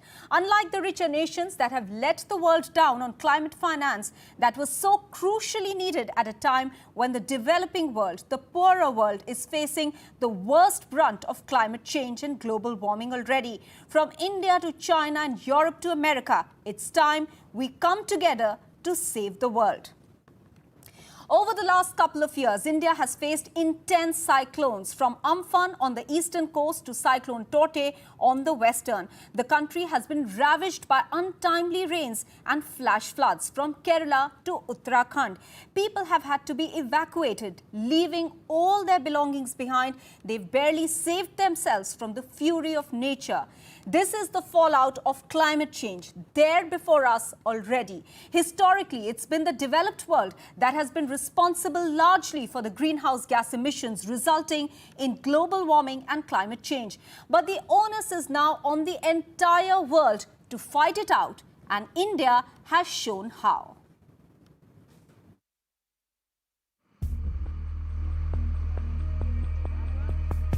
Fossil fuel, India's main energy driver. India, the third largest emitter, but with a per capita energy consumption much lower than the developed world. Yet, a country still in its development phase has made a big promise to save the planet. Net zero emission by 2070. वर्ष 2070 तक Bharat net zero का लक्ष्य हासिल करेगा। दूसरा, भारत 2030 तक अपनी 50% energy requirement renewable energy से पूरी करेगा। With this,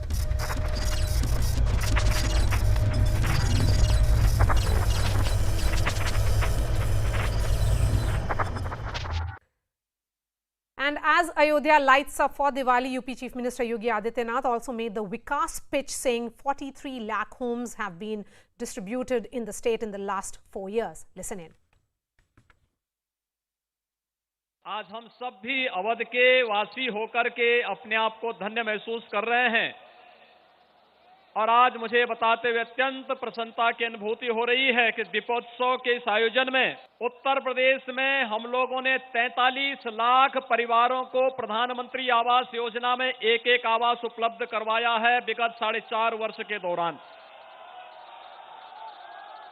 नगरीय क्षेत्रों में 9 लाख गरीबों ने गृह प्रवेश भी कर लिया है। उन 9 लाख परिवारों के घर में दीपोत्सव का कार्यक्रम भी हो रहा है और उसकी स्मृति में 9 लाख दीप का प्रज्वलन इस राम जी की पेड़ी में हो रहा है। कल हम प्रदेश के अंदर 43 लाख उन परिवारों में दीप प्रज्वलन करके दीपावली के उत्सव की भव्यता को और भी आगे बढ़ाएंगे। And let me go back to the guests. Tuhin Sinha, here is Yogi Adityanath talking about what he has done as far as ensuring that there are homes built for the poorest of the poor. My question is, if you're talking about development, if you're talking about what you have done or delivered for the people of the state, then what is the reason for invoking the other card? If you're not confident about the work, then this is certainly a reflection. I mean, what is the need for talking about something that can invoke the reaction from other politicians or other political parties? Number one, Ram Rajya is synonymous with development, which we have been highlighting. When they talk about Mehengai, we also need to tell people that we have provided free houses under the Pradhan Mantri Awas Yojana. But we also need to remind them of the past when they were deprived of these benefits because of a certain nature of vicious politics followed by PSP and Samajwadi Party. Forget Samajwadi Party for a moment. BSP between 2007 and 2012, what did they spend public money on? On building elephants, on building Mayawati's and Kanchiram statue? Were these what they were supposed to do?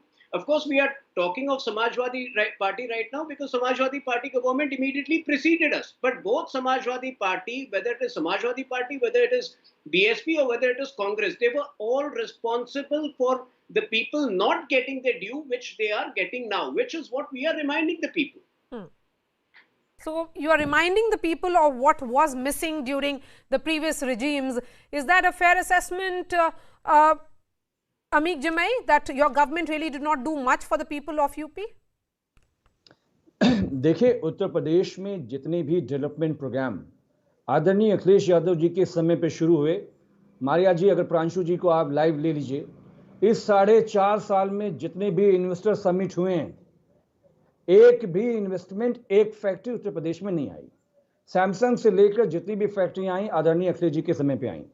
सबसे पहले जब नेताजी ने 12 में सरकार बनी, हमने किसानों, लाखों किसानों के ऊपर 50,000 रुपए के हिसाब से हमने जो उनका पूरा कर्जा था हमने माफ किया।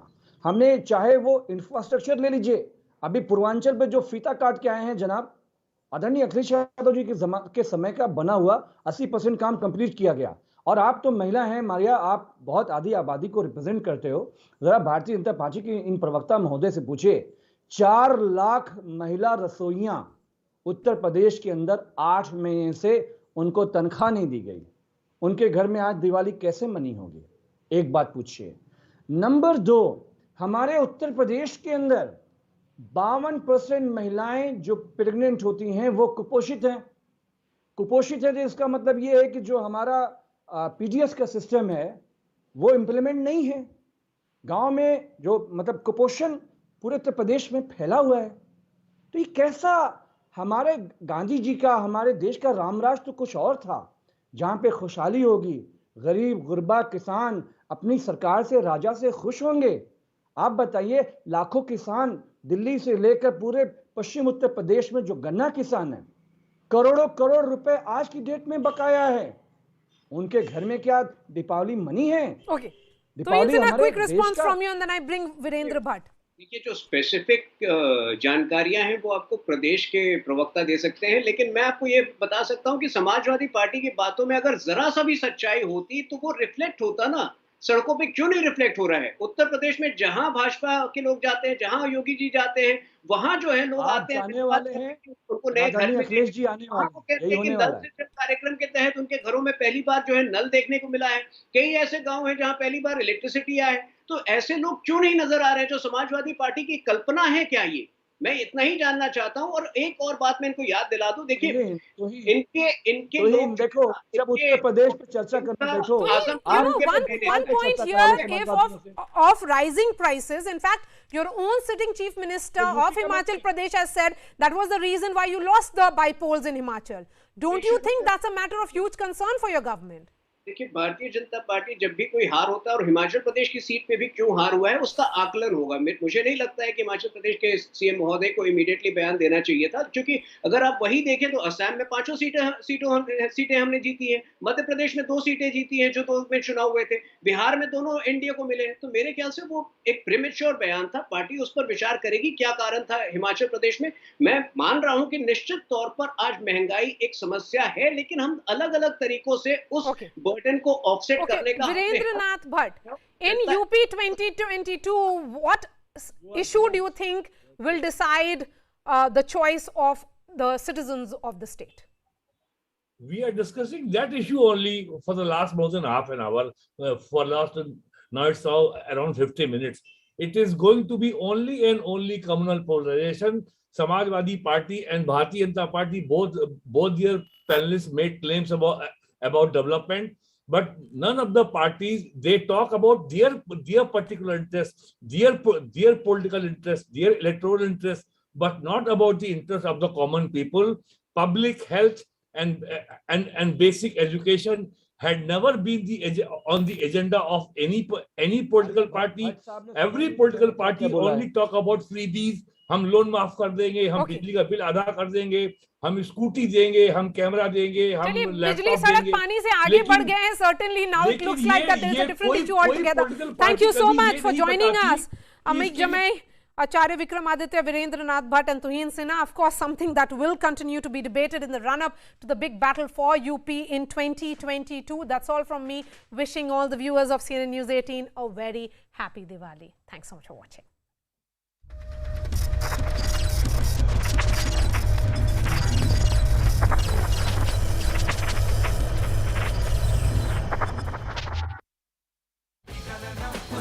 Over 1 billion doses and counting.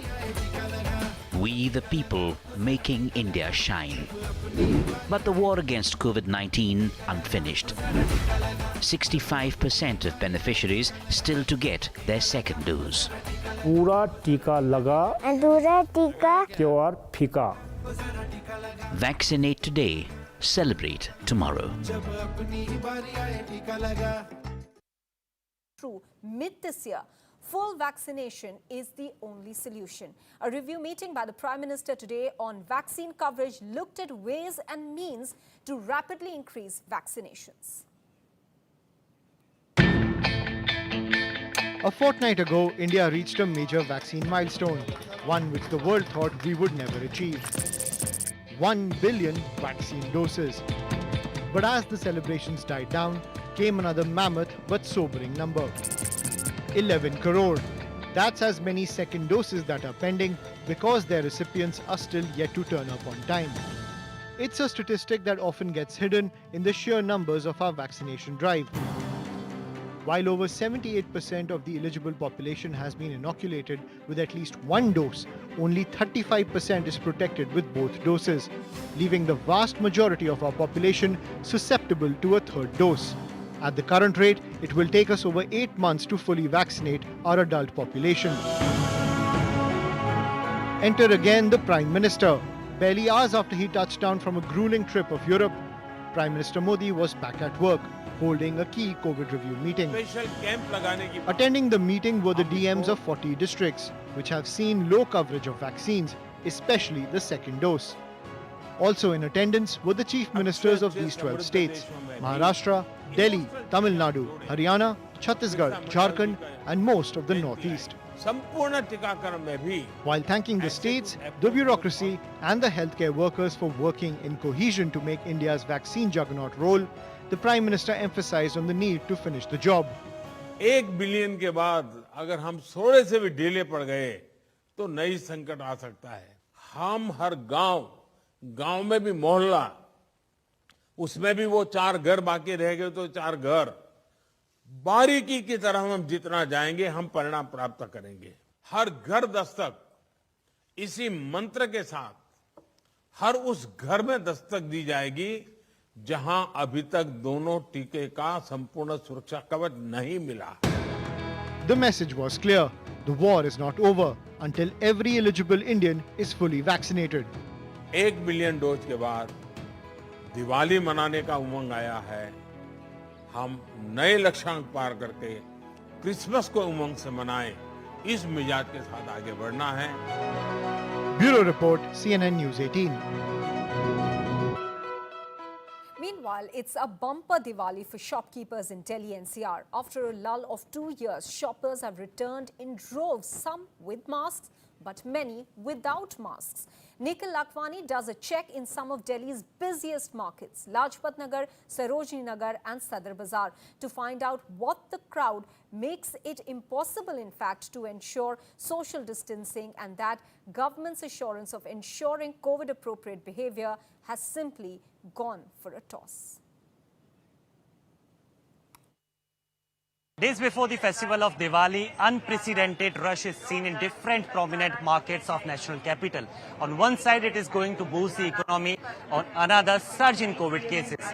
We are saying so because the experts believe human behavior is the deciding factor in COVID wave. Lajpat, Sarojini, Sadar, Chandni Chowk, you name the market, and images like these are a regular this festival season. The shopkeepers are ecstatic, but health keepers watch the situation unfold nervously. we do sanitize our shop every day, and the mask is available for the customers if they don't carry the mask. Sanitize their hands, and temperature is already doing on the proper basis. It's not like okay, leave it for today, but we are doing every day. So market is to prepare for this. आपने देखा होगा दो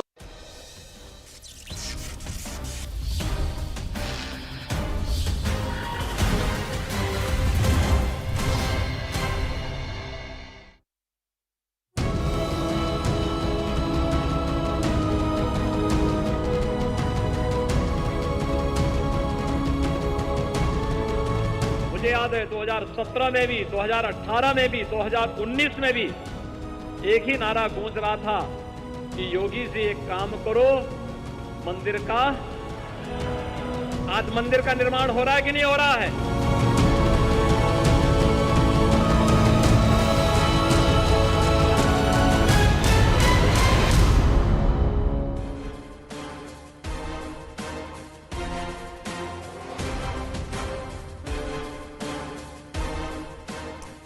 Good evening, hello and welcome to The Right Stand.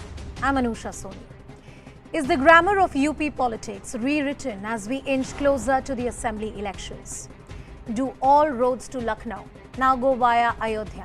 Is that the route everyone will have to take? The political narrative and grammar of our country's politics has been reshaped in many ways. There has been a stark shift in public opinion and consciousness, and a more fluid, shifting definition of secularism is taking shape in our country. And perhaps that's the reason, that's the sentiment which is driving a major change in the political posturing of key secular parties of the country. And that is why you see the temple runs happening. On the occasion, on the auspicious occasion of Diwali, when lakhs of lamps would be lit in Ayodhya, the question on everyone's mind is whether the temple issue will be the decisive factor in the upcoming assembly elections. We debate and discuss on The Right Stand. Beyond the polarized narrative, will the BJP be able to stitch together smaller alliances, consolidate a vote bank, and make sure that they come back to power in the state? That's the key question that we're asking. Now, that's the debate for tonight. That is this something that is going to set the tone and tenor. Now, Diwali 2021, we tell you about the key leaders who are celebrating. October 2026, 2021, Arvind Kejriwal offers prayers at the Ram Janmabhoomi site. October 19, 2021, you have none other than Priyanka Gandhi Vadra, who offers prayers at Kashi Vishwanath Mandir. This is also a party which has always said that religion is a personal issue.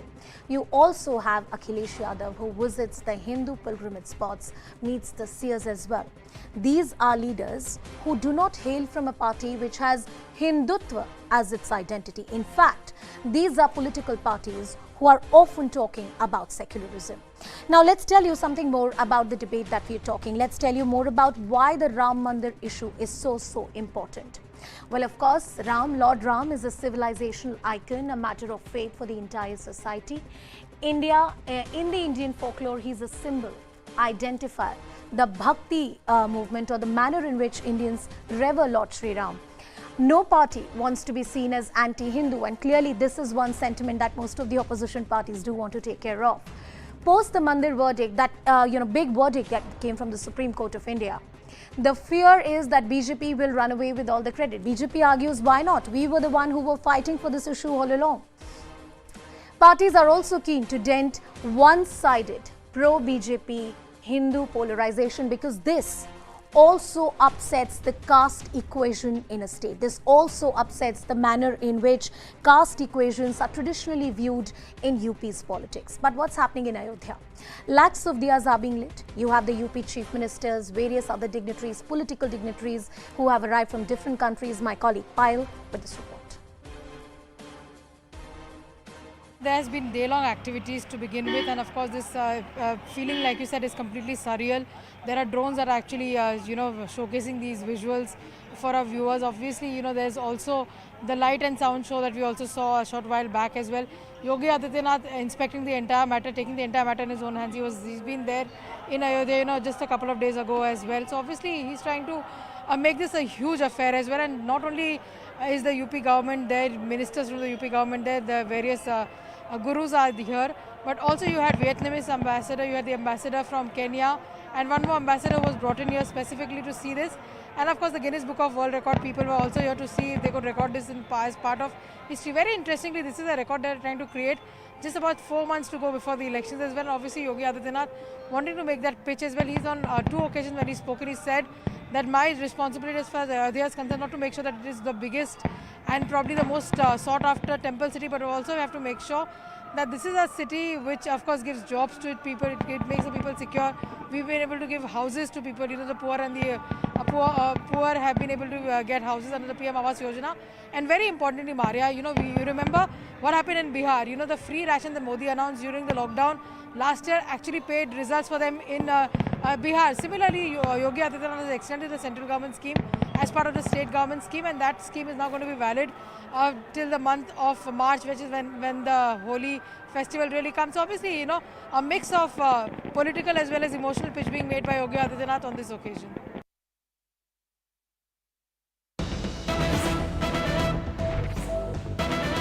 And there's a record of sorts that has been made at Ayodhya. Guinness Book of World Record issues certificate for record number of diyas at Ayodhya. This is a certificate to the Department of Tourism, to the Uttar Pradesh government, and clearly that was the feat that the UP government wanted to achieve. As from the perspective of religious tourism, Ayodhya is one city that the UP government, the Yogi government is very keenly looking to develop. If you look at that address that the Chief Minister made, he was very keenly talking about the hindutva brand of politics and how it goes hand in hand with the development agenda of the BJP. I'm sure the political opponents will have something to say about that as well. And that is what we debate and discuss tonight. Is Lord Ram already the pole plank for 2022? And as I asked, do all roads to Lucknow lead via Ayodhya? We debate and discuss. Joining us on the broadcast tonight is our guest, Aparajita Sarangi, who's an MP and spokesperson of the BJP. You can also join us in this debate through social media. Tell us what you think. We also have Ram Pratap Singh, who's the spokesperson of the Samajwadi Party, Kartik Chopra, who's the spokesperson for Nirmohi Akhada, and Sharad Pradhan, who's a senior journalist. Ram Pratap Singh ji, सबसे पहले आपके पास आऊंगी. My first question to you, I'd like to know from you, if we are a secular country and if that secular brand of politics means that one or the state government should not indulge into any kind of religious activities, why this sort of posturing from the likes of Akhilesh Yadav and various other opposition leaders where they want to be seen as practicing Hindus? Thank you. For us at Samajwadi Party, it is very, very clear. We feel that religion has to stay in personal domain. It's a matter of personal interpretation, and religion has no space in public or political life as enshrined in the Constitution of India. We firmly believe in that. Number two, the question that you asked, that road to Lucknow goes through Ayodhya. For us, it certainly does not. For us, road to Lucknow goes through farmlands of Uttar Pradesh, where farmers are committing suicide and suffering. It goes through cities and towns of Uttar Pradesh, where women are being subjected to heinous crimes, where youth and unemployed are suffering, where law and order is failing, where the health care system is collapsing. Even as we speak, dengue is gripped the state of Uttar Pradesh, and I don't know, government is not releasing the data, how many small children have died in last 2 to 3 weeks. So for us, these are the issues that are important and we want to resolve and set the agenda for the state, not any particular religious activity. Not any particular religious activity. What's interesting, Ram Pratap Singh, is that you draw a distinction between development agenda and any kind of religious identity that a leader of a state or the chief minister of the state really puts forward. I think the key argument that BJP is making in Aparajita, if you want to come in on that, is the development agenda completely divorced from the religious identities of our leader? And does overplaying religious identities really deter the religious or the political or the development agenda of a particular government? A very good evening to all of you and very warm Diwali greetings to all. Now let me tell you that we love to chant the name of Ram, and this we have been doing for ages, and at the same time we go to any election on the plank of development. We work very hard in the interest of the people, and we also talk of constructing the Ram temple in Ayodhya. So I think for us, Ram is in our philosophy, he is in our Indian philosophy. He guides our value system. He is very much everywhere in our lives. So I think Ram is the force which actually for us binds the nation.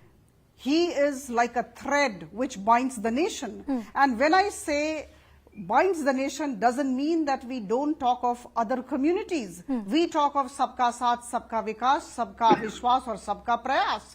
And whenever there are schemes of government of India, you see, we definitely never ever we have gone for any kind of partisan politics when we choose the beneficiaries. Think of all the individual oriented schemes. We never go for any partisanship. Let me take that point. Ram Pratap And Singh, let me tell you, as far as development is concerned, please give me 30 seconds. Sure, please go ahead. As far as development is concerned in the state of Uttar Pradesh, our per capita income in Uttar Pradesh pre-2017 and post has risen from rupees 47,116 to 94,495.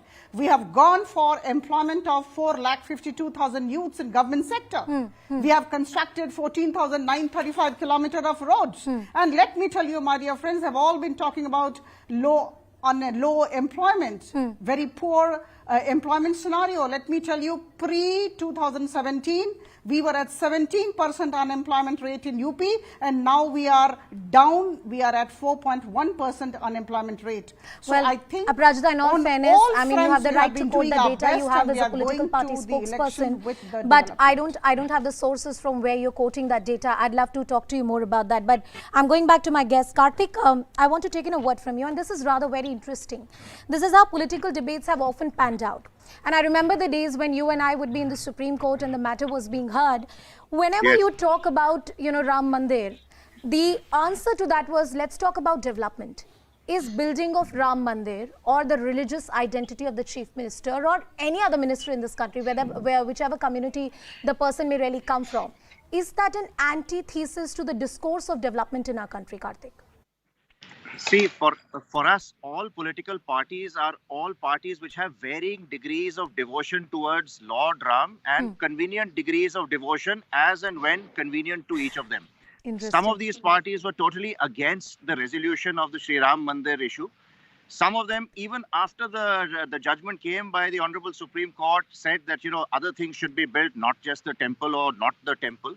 So, for us, it's Sri Ram Rajya is a concept that lives forever, that goes beyond any particular person who is governing or ruling. Prabhu Sri Ram himself had no lust for power.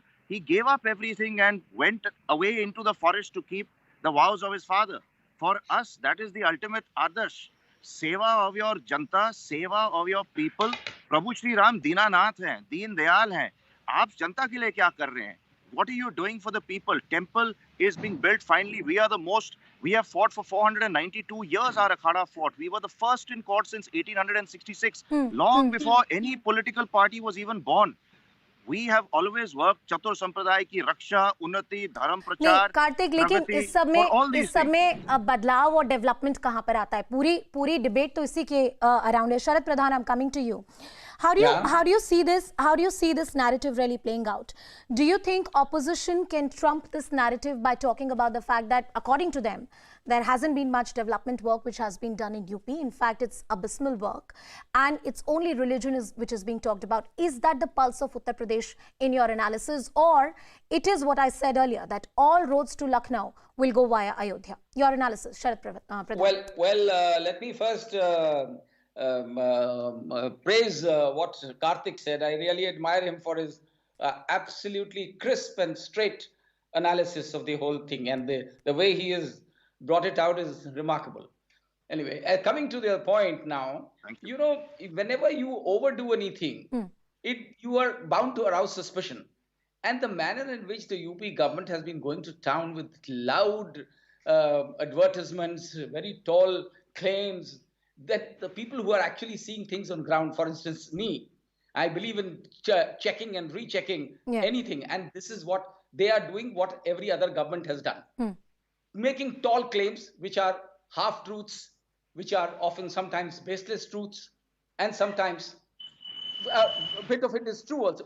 The fact, if they had said that they are building 5 expressways. This I'm giving just an example. One would have taken it the strike. But when you say that we have built 5 expressways, then you realize that you actually have nothing on ground. Not one of the 5 expressways is complete.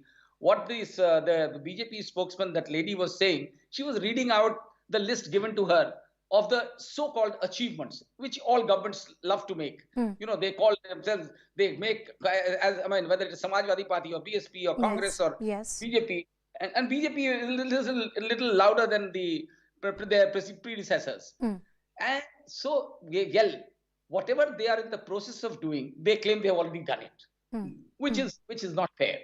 And secondly, to run down everybody else that nothing happened in the last 70 years is also ridiculous. But Sharadji, then how do you understand how opposition is approaching the entire elections? If development work has not been done, and I agree with you that any government of the day, any state government or any central government would come up with their own version of facts and half-truths, and all of that should be cross-checked. But do you see opposition also falling into a trap of the narrative which has been set by the BJP? Well, you know, to say that, again, let me come to that. Yes, if the ruling party has set the narrative of religion over politics, and the route going via Ayodhya spells that out, let me tell you that if it is unfair on our part as journalists to be discrediting any other Hindu, it is not a copyright. Hinduism is not a copyright of BJP. Absolutely. So if somebody, even if somebody they have condemned the BJP for playing up Ram Mandir for their political advantage. But to say that any non-BJP Hindu political leader is not allowed to go to a temple, because no, but nobody said that. Nobody said that, Sharadji. Nobody said that, Sharadji. Nobody said that. So you can't run them down. They also have a right, as Hindus, they have a right. No, but nobody even said that. Nobody even said that. That's not even the parampara of the Sanatan Dharma, that you can't go to a temple because you're a non-believer. That's not how temples work in this country. No, you said they don't talk of hindutva. They are secular. As political figures. As political figures. By the way, secularism doesn't mean you are not allowed to go to a temple. Exactly. I am secular. Exactly. I go to a temple. Exactly. Secularism means you don't hate others. Okay, so let me turn the argument around to you, and then I'll go to Aprajita. Then why is BJP called communal when they celebrate Diwali or this Deepotsav happens? No, nobody calls them communal when they celebrate Diwali. They are called communal when they spread hatred. When they condemn Muslims, when they do things that are anti-Muslim, then they are called communal. Not that, they have all right. They have all right to celebrate. But to say that no Diwali was celebrated before this in Ayodhya is a absolutely false, blatantly false statement. Let me tell you, Yogi Adityanath is trying to, he loves to re-Christian everything, rename everything. He has named Diwali as Deepotsav. Deepotsav means nothing in Hindu tradition. And to celebrate Diwali a day before Diwali is not the right thing. Ramchand ji came back after exile. Sir, Diwali पे तो दिए धनतेरस के दिन से जलते हैं. दिवाली के एक दिन पहले भी जलते हैं. Aprajita, I'm coming back to you. I've given you all the time, Sharad Pradhan. Aprajita, the criticism which is coming is that the facts you are sharing is only half-truths. The manner in which the BJP is going to town and talking about the Ram temple issue, great. This was an ideological commitment that the BJP had. You came through on it. There's a Supreme Court verdict. The temple is being built. When the elections are around the corner, is the attempt of the BJP to make sure that the issue is only Ram Mandir because you haven't performed on the other parameters? That is what opposition is accusing you of. Never say that. Let me tell you, this particular event which is happening in Ayodhya today has been an annual event. This is the 5th year we are doing this. And this time it is 12 lakh diyas, as we all know. This has started in 2017. Now let me tell you that let us not link everything to the elections. And number 2, this is a very auspicious day, and all the panelists sitting there, I just make a request to all of you to please free yourself from the disease called cynicism. When a BJP spokesperson sits and she has to convince that we go to the elections from the plank of development, she has to come with facts and figures. You can check with these facts and figures with any website of the respective ministries. When we are saying your Uttar Pradesh is the 2nd largest economy at this juncture, and prior to 2017 it was 7th largest economy, I think you are bound to believe me. I mean, this is something which I think the spokesperson of the Samajwadi Party. And number 2, let me tell you, as far as the other let me tell you that as far as the other political parties are concerned, they are also doing what we are doing. What's wrong in chanting the name of Lord Ram? If Priyanka Vadra can go to Kashi Vishwanath temple, what's wrong in that? She should go. What's wrong? Who prevents her? And if Akhilesh Yadav ji goes to visit all the Hindu pilgrimage spots, there is no question attached to it. And Arvind Kejriwal ji, interestingly, tomorrow, the chief minister from Delhi is actually kind of, having a puja in Tyagraj Sports Complex of a huge, before a huge replica of Ayodhya Ram. Yes. So what's wrong in that? Okay. I think we all need to look at it from this angle. And let us free ourselves from this disease called cynicism. It's very easy to criticize the government, but you must realize that this government is taking everybody along. We don't get into the policy of polarization or the policy of appeasement. I'm sure Ram Pratap Singh will have a lot to say on that. I'll just go to Ram Pratap Singh and take his word. But all through the day, there were various voices that came on this issue, polarized political opinions that we've been talking about. Listen to some voices coming in. भगवान श्री राम की जन्मभूमि का जितना अवमूल्यन आज़ादी के बाद कांग्रेस की सरकारों में हुआ सिर्फ मुस्लिम तुष्टीकरण के लिए, जहां भगवान राम की जीवन से जुड़ा हुआ स्थान है, वहां पर हिंदुओं का एक आकर्षण का केंद्र बना है, पर्यटन का केंद्र बना है, आस्था का केंद्र है। आस्था के केंद्र में जो तुष्टीकरण की नीति के कारण एक राजनीतिक खेल होता था, उस खेल को योगी आदित्यनाथ जी ने बंद कर दिया। भाजपा को कोई अगर और भी धर्म की अगर जो है पूजा पाठ करे तो उसको बेचैनी, उसको लगता है कि हमारा वोट बैंक खिसकने लगा। मुझे लगता है कि त्योहार को त्योहार की तरह से लेने की जरूरत है, परंपराओं को परंपरा की तरह से लेने की जरूरत है, राजनीति को अलग रखने की जरूरत है। ये सुनकर के बहुत खुश हूं कि उनके जैसा एक कालनेमी प्रवृत्ति का व्यक्ति भी भगवान श्री राम की पूजा करेगा। ये पूरे विश्व के हिंदुओं के लिए, सत्य सनातनी के लिए, राम भक्तों के लिए बहुत बड़ा मैसेज है। दिल्ली के मुख्यमंत्री अरविंद केजरीवाल जी भी प्रभु श्री राम की पूजा अर्चना एक नहीं 1000 बार करेंगे और इसमें किसी भी भाजपा के नेता से अनुमति या प्रमाण पत्र लेने की आवश्यकता नहीं। जिस समय अयोध्या का राम मंदिर की बात आ रही थी, जगह जगह कई प्रकार की टिप्पणियां, आरोप प्रत्यारोप कर रहे थे। आज सबको ये ध्यान में आ गया कि अयोध्या में भव्य राम का मंदिर बन रहा है, कितने लोग शहीद हो गए उसके लिए। सैकड़ों वर्षों का ये गुलामी, भगवान राम जो कैद थे, उनको उन्मुक्त करने का काम भारत की जनता ने किया है। धर्म और जाति के नाम पर लड़ाने वाले लोग ये इस बात को समझना मुश्किल समझेंगे कि समाज के विकास के लिए जो काम करते हैं, उन लोगों को प्रति जो मन में श्रद्धा और इज्जत होनी चाहिए, उसमें कमी लाके कहीं ना कहीं आप अपने आप को छोटा कर लें। Now I'm cutting across to Ram Pratap Singh, the spokesperson of the Samajwadi Party, who's with us on the broadcast. Sir, you heard the things that Aprajita had to say some time ago. And one of the key arguments that BJP is making is that why there's so much of allergy with the opposition if we celebrate Deepavali. Why do you call it communal politics, or why do you call it polarization? We are merely celebrating a festival, and you can talk about the development issues as well. How do you respond to that? Well, we have no problems with them indulging in religious activities and creating the optical illusions which they are masters at. Nobody can match up to them when it comes to creating optical illusions, and this is one of them. But I would not argue about that. I would like to correct the BJP spokesperson about, she said that UP has become #2 economy in the last 5 years from a #7 position. Well, I would like to tell her that the state government has no role in this. This is a post-GST phenomena where UP being a consumption state, the share of GST coming to us is much higher than, let's say, Tamil Nadu, which is a production state. So the state government has no role in this growth in the economy of UP, #1. #2, I bring her back to the real issues. Let her quote from the NCRB data published just a month ago. Have the number of riots in Uttar Pradesh gone up or not? She has to tell me that, because according to me and as per NCRB data, the number of riots happening in 2016 were far less than number of riots that happened in 2020 and 2021. Crimes against women between the 2012 to 2017 period, and then now 2017 to 2021. compare the figures. And these are the two primary indicators of law and order in the state. So fudging the data or sort of manipulating it and presenting it in a form that it appears very palatable is again what the BJP seems to be excelling at. Okay. And we just want them to be honest and publish the right data and then argue. No, Ram Pratap Singh, you very succinctly spoke about a lot of things about the NCRB data, whether actual construction work has happened, about the roads or the expressways that you're talking about.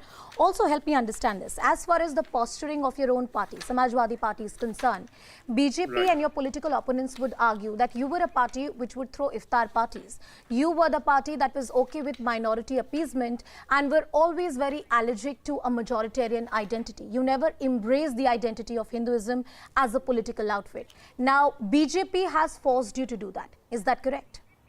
No. So I rise to the challenge to take up this question. Samajwadi Party, you look at the governance between 12 to 17, and we are accused of minority appeasement all the time. I want to put it on record that BJP is in power. They should get all the data of the various beneficiaries of various government schemes, and then publish that data and see that whether there has been any favoritism towards any particular caste or community. We challenge them to do that. They have still got 5 months in the government. And we were never doing any kind of religious posturing. If there was an iftar party, there was also a Diwali party. So it was, there was no space for any particular religion in our domain. For us, development power. Yes, Karthik, you have a point to make? Go ahead, Karthik. My point is, you can't just talk about 2012 to 17 and throw development numbers at everybody. What about 89, 90 when you fired on the car savers? What about, well, what about so may I answer that your party has? Yes. Karthik, let him answer that. Karthik, let him answer that. Karthik, let him answer that. Never embrace it. Karthik, let him answer that. For your misdeeds. Your you don't want an answer, it seems. No. Ram Pratap ji, I'll give you the opportunity to respond. Lost their lives. Yes, go ahead. Ram Pratap Singh, go ahead. Let me tell you that whatever happened, the incident you are talking about, at that point, the government was defending the constitution. And that's why they did what was right then. Now, once the Supreme Court judgment is out, so holding iftar parties is also defending the constitution. I mean, celebrating minority appeasement is also defending the constitution. Be clear. You have to have I just clarified. You're not. You're just not allowing me to speak. When you have well, I will not speak. If you keep interfering, I will not speak. All right. Karthik Chopra, Ram Pratap Singh, Aprajita Sarangi and Sharad Pradhan. Gentlemen, and Aprajita, thank you so much for joining us on the show. Well, this debate is far from over. Only time will tell that which are the key issues that will dominate the politics of Uttar Pradesh. It is said that whoever wins Uttar Pradesh wins a seat to Delhi. And for this government, for the Yogi government, the next elections are going to be a very crucial one. Beyond the political polarized narrative, the need of the hour is to stitch together crucial alliances, which are the key for any government to come back to power. Let's see whether that happens or not, slipping into a very short break.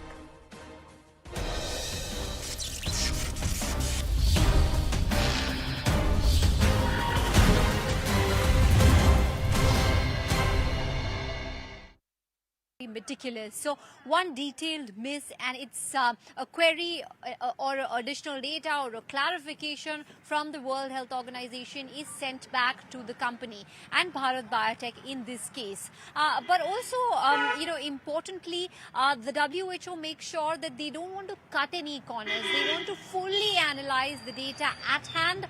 Also, even in WHO, the World Health Organization, there are several quarters that look at an approval of the vaccine. For example, SAGE, the Strategic Advisory Group of Experts on Immunization, first they make policy recommendations after analyzing data as far as efficacy, immunogenicity, clinical trials, even good manufacturing processes of a company. But then it's the Technical Advisory Group, it's an independent group under the World Health Organization, MAHA, that provides a license or a emergency use listing to, of course, a particular vaccine. vaccine, and that also is a long process because every member of that team will meticulously look at the data provided. One will look at the clinical trial data, one will look at the immunogenicity data, the efficacy data, and one miss. For example, in October last week, when the technical advisory group had sat and deliberated on the data, they'd sought more additional data from Bharat Biotech, particularly on immunogenicity of 60 plus population, as well as a split, a gender divide on efficacy as well as immunogenicity. So, which is why there's been a bit of back and forth. Yes, it's taken time, but finally, of course, Covaxin becomes the 8th vaccine in the world to get an emergency use listing with the World Health Organization, and Covaxin there now at the global map. Maha. Yes, absolutely. Many thanks, Runjhun, for getting us those details, because a lot of people had questions about the process of the World Health Organization and how it does emergency use listing. Let's move on now. It's been stressed enough number of times that the immunity through vaccines comes only 2 weeks after the second dose. However, in India, the second dose for over 11 crore citizens is overdue. After the deadly second wave, as the COVID infections declined, people got complacent and haven't taken their second jab. But what's important to remember is that pandemics come in waves, and to avert a repeat of the horror that the country went through mid this year, full vaccination is the only solution. A review meeting by the Prime Minister today on vaccine coverage looked at ways and means to rapidly increase vaccinations. A fortnight ago, India reached a major vaccine milestone, one which the world thought we would never achieve. 1 billion vaccine doses. But as the celebrations died down, came another mammoth but sobering number. 11 crore. That's as many second doses that are pending because their recipients are still yet to turn up on time. It's a statistic that often gets hidden in the sheer numbers of our vaccination drive. While over 78% of the eligible population has been inoculated with at least one dose, only 35% is protected with both doses, leaving the vast majority of our population susceptible to a third dose. At the current rate, it will take us over 8 months to fully vaccinate our adult population. Enter again the Prime Minister. Barely hours after he touched down from a grueling trip of Europe, Prime Minister Modi was back at work, holding a key COVID review meeting. Attending the meeting were the DMs of 40 districts, which have seen low coverage of vaccines, especially the second dose. Also in attendance were the chief ministers of these 12 states: Maharashtra, Delhi, Tamil Nadu, Haryana, Chhattisgarh, Jharkhand, and most of the Northeast. While thanking the states, the bureaucracy, and the healthcare workers for working in cohesion to make India's vaccine juggernaut roll, the Prime Minister emphasized on the need to finish the job. 1 billion के बाद अगर हम थोड़े से भी ढीले पड़ गए तो नई संकट आ सकता है।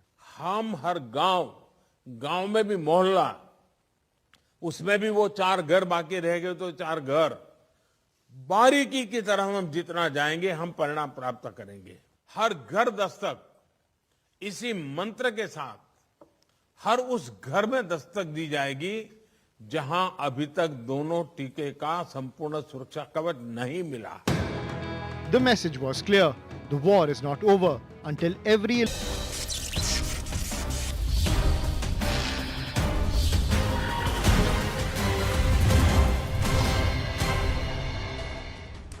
Welcome back, and there's some big news which is coming in. This is a big announcement coming in from the Government of India. On the eve of Diwali, Government of India announces excise duty reduction on petrol and diesel. Excise duty on petrol and diesel to be reduced by 5 and 10 rupees respectively from tomorrow. That means the prices will drop. Fuel prices have been on a record all-time high, and that has been a concern for a common citizen. Maria Shakil with us on the broadcast. Maria, a huge step and a big decision by the government. Yes, certainly, and this will come as a relief to the common man because, Anusha, this is festival season, and just ahead of Diwali, an announcement of this nature being made by the government, and government has taken a significant decision, as you pointed out, of reducing central excise duty on petrol and diesel by rupees 5 and rupees 10 respectively from tomorrow. the prices of diesel and petrol will come down drastically as well. This reduction in excise duty on diesel will be double that of petrol, and the concern certainly is that of Indian farmers who had taken this hit, and also we have seen how in recent months crude oil prices have witnessed a global surge as well. So the government's defense has been that they are taking care of multiple other issues, and that is the reason why they were not going for this. And this is what the government says is driven by enterprising ability of India's aspirational population. The Indian economy has witnessed a remarkable turnaround post the COVID-19 induced slowdown, and hence this move. Absolutely, now a big move. Just a quick word also on that. Sure, Maria. What the government says is that now the states are also urged to commensurately reduce VAT on petrol and diesel to give relief to the consumers. So now the issue for the state is also there now. And the second point you mentioned, Maria, is far more important because the central government has reduced the excise duty.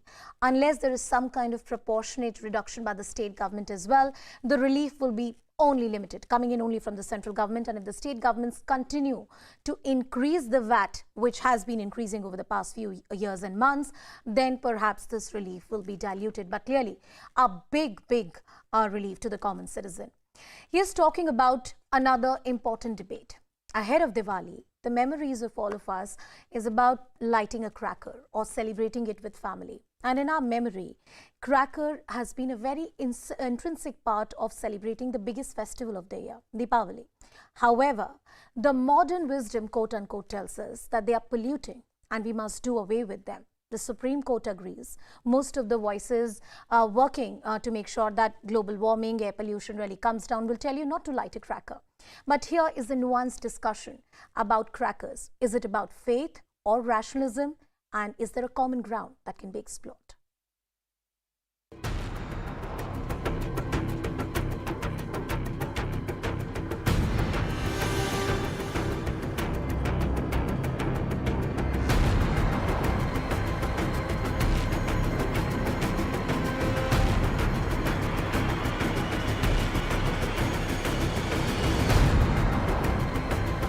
All those people who are concerned about pollution in the air, polluting the air, you can do one thing as your sacrifice for the children so the children can enjoy. Adults can stop the crackers.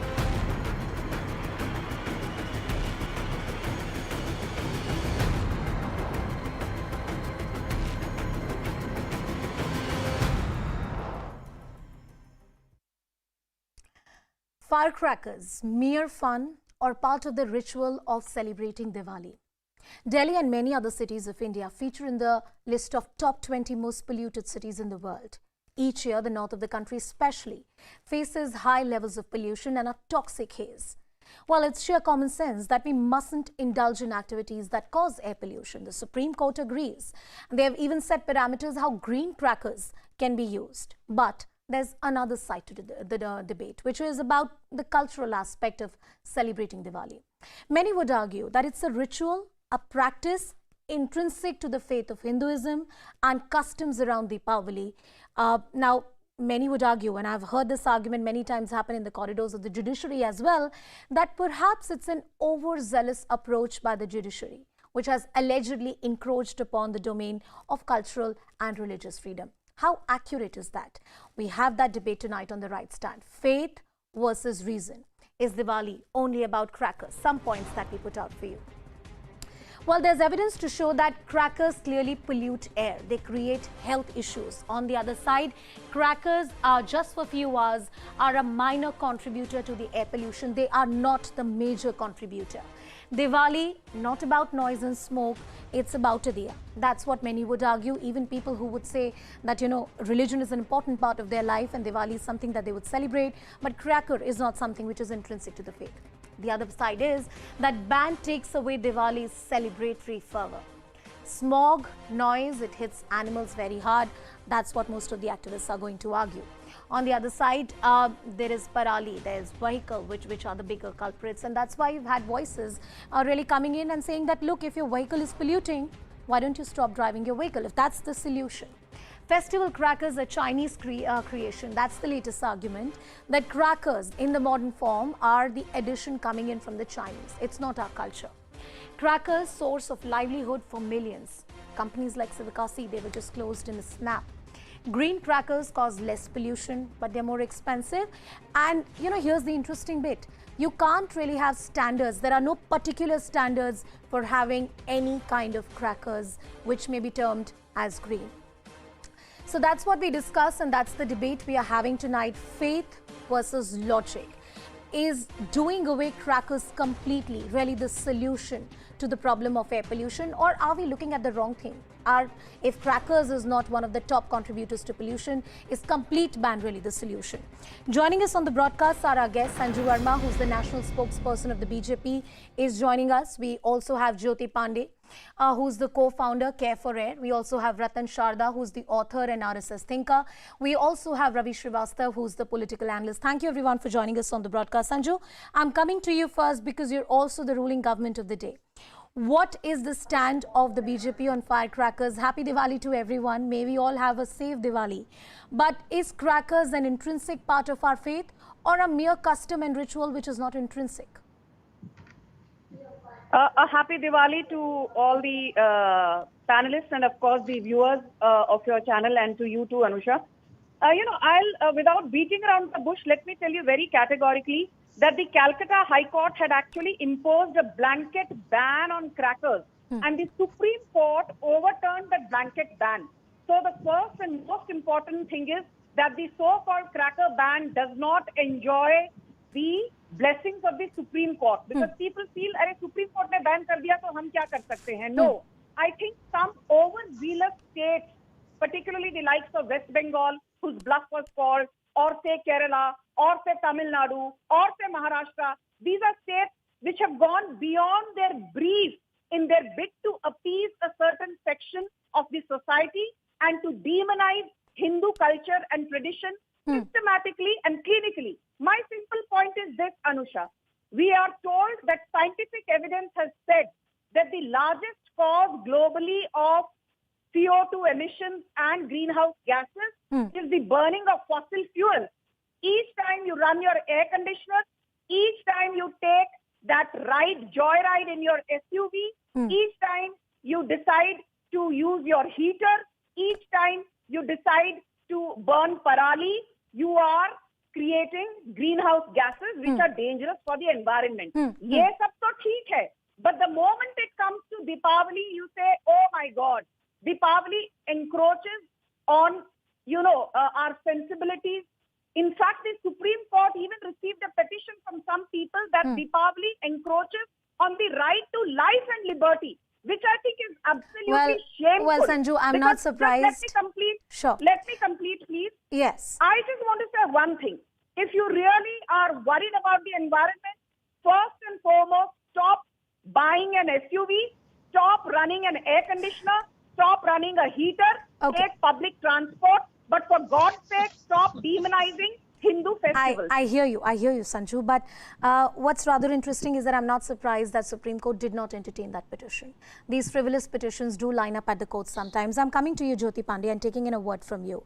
When we don't stop using our vehicles, when air conditions continue to function, when the biggest polluter, which is the use of fossil fuel and vehicular pollution, continues to go on, these activities continue to go on unabated, why such disproportionate crackdown on firecrackers? How do you respond to that argument, Jyoti? So I don't think there's any disproportionate crackdown on firecrackers. The Calcutta High Court's judgment was very thought through, because you see the Supreme Court had actually given manufacturers a chance to come up with green firecrackers. What they have done instead is they have continued to use banned chemicals like barium, etc. They have continued, in fact, there is a CBI scrutiny that is going on in this case that not many people know about. And the reason the Supreme Court did not outright ban these firecrackers right in the beginning was exactly for the reason of right to livelihood. They wanted a balance between right of life and right to livelihood. And in that situation, what they said was, okay, let us try for lower emission firecrackers, which have been called green firecrackers. Actually, there's nothing as a green firecracker if you think of zero emission. Still, the Supreme Court gave manufacturers a chance to come up with a lower emitting and firecracker, which will have less of the barium, etc., and all the very bad chemicals that cause additional health harm in addition to PM 2.5. Despite that, manufacturers have gone ahead and there have been fake QR codes that have been found. There have been green firecrackers which are not even green according to the Supreme Court standards. So that is why the Calcutta High Court took that stance that since there is not going to be enough enforcement, who is to find out whether these are green or not? Who is going to check every time a rocket goes off? I'm just setting one thing here, that we're not specifically debating about the Calcutta High Court order because the Supreme Court already had something to say. And the Apex Court has very clearly laid down the guidelines for each district. There are levels of AQI, that index needs to be followed, and there is a graded response which the State Pollution Control Board and the CPC, the Central Pollution Control Board, all have to take care of jointly, and that's what the Supreme Court reiterated the earlier position. So not going too much into the Calcutta High Court order because it was a High Court order on which the Supreme Court also had something to say. Mr. Ratan Sharda, I'm coming to you. Hinduism is also a religion which has evolved with time, one of the oldest religion of the world. We are not hung up on firecrackers. Then should we not take the logical route, or what many activists would argue, and agree culturally as well? Yes, the Supreme Court order will be followed in the letter and spirit, but this cultural justification of using firecrackers, could you elaborate on that argument?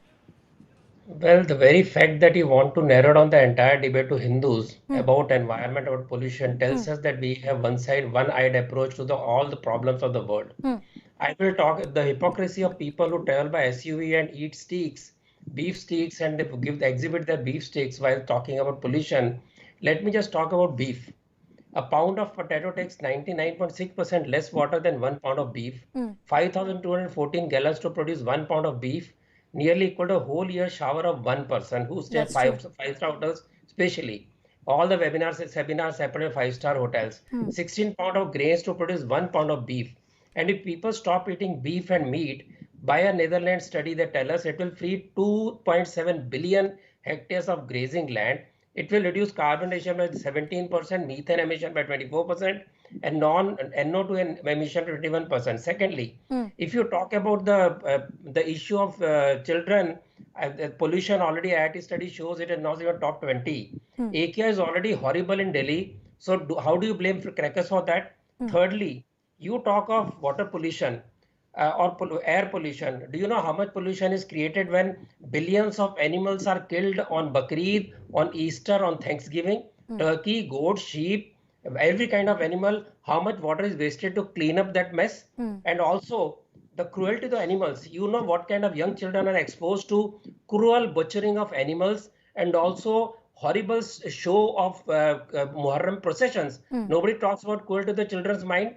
So let us be honest. Either you have the same rule for pollution, for ecosystem, for ecological control, or don't single out Hindus. On 4th July, tradition of 4th July is started in 1775.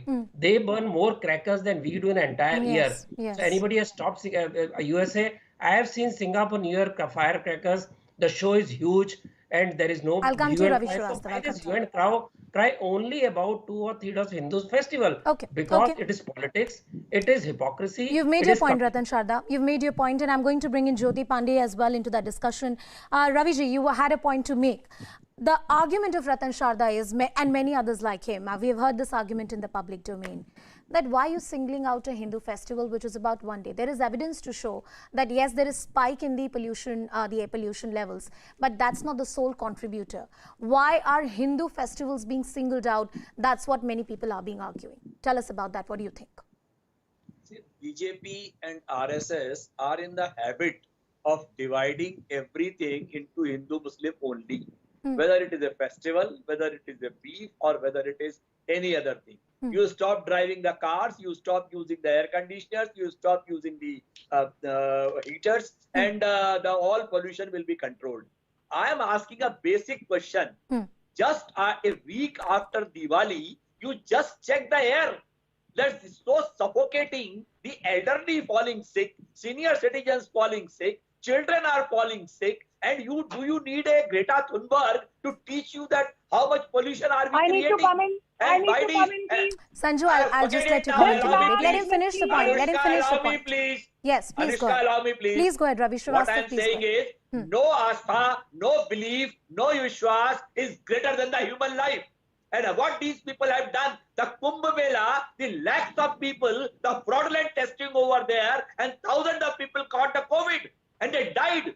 And they had to remove the chief minister summarily from Uttarakhand. Yes, yes, Sanju, Such I'm coming are to the you. people, Give me 30 and seconds, they Sanju, are I'm coming to you. advocating about this is Hinduism. What Hinduism has to do with the firecracker? Okay, Which Ramayana or which book has written that we have to burn the firecracker for You know, celebration? Sanju, let me add another point. Let me add another point, Sanju. We already know. Sir, I gave you time. Let Sanju Verma and others also come into the debate. Sanju, let me add another point, Sanju. That we know what the situation in the national capital is. We know that the lungs of children in Delhi are severely compromised. The data is staggering. I personally each year have a problem in breathing. My voice goes down, and especially during Diwali time, it's very difficult sometimes to breathe in my own room. I'm a practicing Hindu. Logic dictates that we do away with these polluting habits. That's what many are arguing, and that's what the argument is of Ravi Srivastava. How do you respond to that? Okay. Anusha, let me tell you that as you and me speak today, the AQI in a place like Kota in Rajasthan is 408. In Wazirpur, it's 310. In places like Lucknow, Manesar, etc., it's between 188 to 217. The point is that this debate is not about BJP versus non-BJP states or Hindus versus other religions. This is about Hindus being demonized for the sake of appeasement by a certain political class. I have my full empathy and sympathy that, we need to care for our environment, we need to care for our thoughts, we need to care for our children, we need to care for our future. But tell me one thing, as Ratan Sharda mentioned, 1 kg production of beef leads to 36 kgs worth of CO2 which is emitted. And let me tell you, every year, Anusha, 7 billion, not million, but 7 billion trees are cut, and it is said that only during Christmas, around 300 million, 30 crore trees are cut globally. What kind of Sanju, why don't you ever raise your voice against Christmas? What kind why of hypocrite are you? In Goa it is Bambi, and Meghalaya it is Yambi. What you guys are doing? Stop it. Ban it if you have got. Consuming do beef? it. Will you stop do cutting it. trees for You Christmas? ban it if you have got. Will you stop slaughtering goats during Bakri Eid? If you cannot do that, you have no business lecturing on Diwali. Okay. First, Sanju, then give me a word. Then also give me a word. Sanju, also give me a word on what do you have to say when courts have to intervene, because all these orders are Supreme Court orders. These are not governments that have given these orders. It's the Supreme Court that has come forward. You did not allow me to interrupt, but when I'm speaking, I'm asking you a question, Sanju. Please go ahead and respond. Yes, so please allow me to speak without being heckled. Go ahead. Go ahead, Sanju. You're not being heckled. Please go ahead. My question and my limited point is this. Do we believe in the Supreme Court? Yes. Do we believe in any form of vigilantism? No.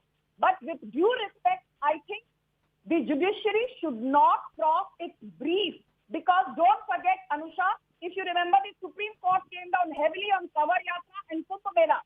Do you remember that Yogi Adityanath cancelled the Kavar Yatra, though it means the livelihood of more than 40,000 covers was put at risk? But what did Kerala do? Did they not flout the Supreme Court regulation and celebrated Eid with full pomp and gaiety? And after that, they only tendered a mild apology to the Supreme Court. So why this discrimination? Why will you demonize Hindus, demonize Diwali, demonize, Holi, and you will say, "Arey bhaiya, Bakri Eid is fine with me. I can cut Xmas trees during Christmas." Okay. That does not spoil the Last word, Jyoti. I'm giving you the last word. 30 seconds. We have heard the political voices on this. Jyoti, 30 seconds to you.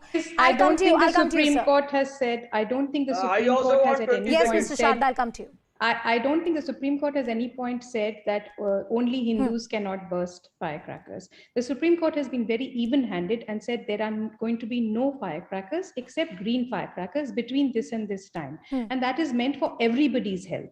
I don't understand why this is being made into a Hindu, Muslim, Sikh, Isai thing. Ratanji, I'll come to you. Ratanji, I'll come to you. Okay. I'm very short of time. Ratan Sharda, why fall into these definitions of what really constitutes, you know, the intrinsic ritual? Many would argue that crackers are a Chinese addition to our festival. No, is that not a noise pollution when you have 5 times a day loudspeaker blaring at you despite but court sir, orders? two wrongs Nobody don't make one right. We can have a debate about that as well. Talk about text. Skanda Puran talks about it. Swami Ramdas talks about it. What is apparently clear is, and you can see that data on your screen, stubble burning, garbage burning, Diwali crackers just about 4%. But during that period, during the period right after Diwali and for the next few days, the pollution levels, and especially PM 2.5, which is known to be very, very bad for a human's health, and especially for children, the quantity which is present, especially in the north of the country, is very, very toxic.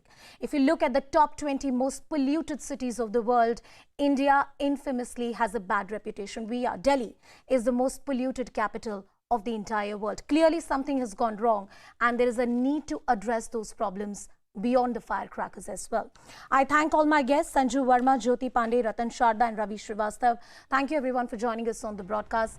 Wishing you all a very happy and a safe Diwali. Thank you for watching.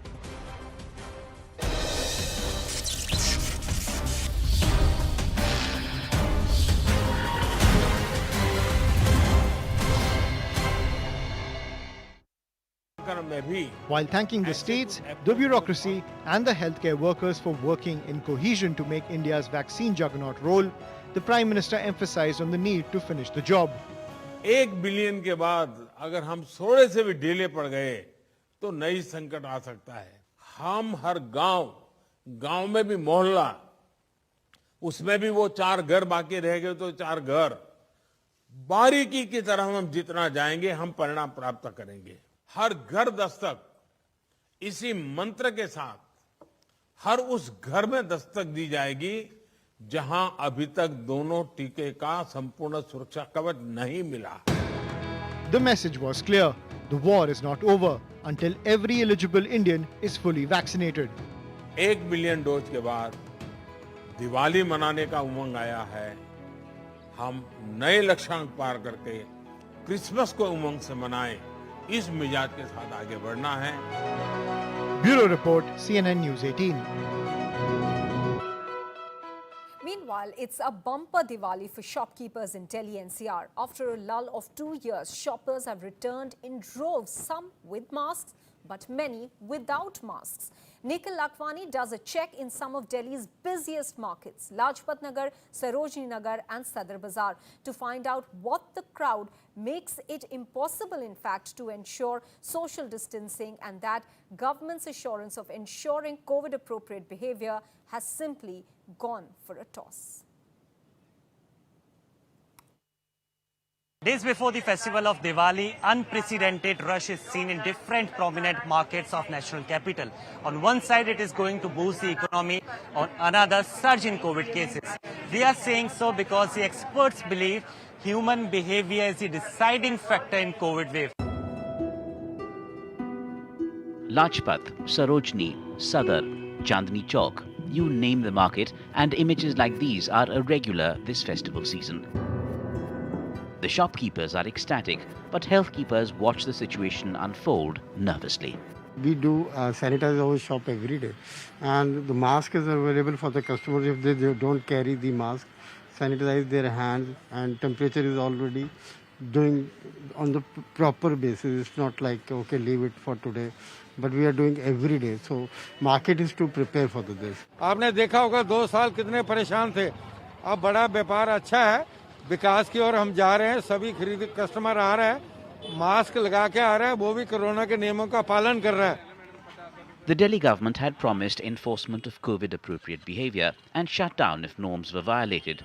But our camera caught shopper after shopper wearing the mask inappropriately or not wearing it at all. When we asked Neeti at Lajpat Nagar Market in Delhi about her mask, wearing a mask is one of that. I'm sorry, I cannot hold it too long because I have a problem of breathing. So I cannot hold it. But yes, you have to carry the mask. Now the vaccination, everybody is vaccinated. So they are taking certain precautions. We are also carrying, that sanitizer wherever we are going. So we are carrying that. But yes, meanwhile it is going on. I do see markets are prepared, but not all markets. But I do see some good stores, they are prepared. They are taking the necessary precautions. So mask, sanitization, that I'm seeing around. But not everybody can afford all sorts of precautions as well. So that is there. Neighbouring Noida did not paint a rosy picture either. These are the visuals we are bringing you from the Atta side of the market. Now this is one of the prominent market in the Noida district, and clearly you can see people are thronging the market. They are flouting the norms laid by the government, laid by the administration. Nobody is wearing their masks properly, and this is the situation similar in every part of the Delhi NCR. Most shoppers and shopkeepers display COVID fatigue, having stayed indoors for close to 2 years. Adding to the lowering of the guard is the fact that Delhi has only seen 4 deaths in the month of October, and 75% of eligible Delhiites have been vaccinated at least once. 100 crore लोगों को vaccine लग चुकी है. दिल्ली में भी काफी हद तक लोगों को लग चुकी है. अभी सीरो रेट भी आया, वो 90% है.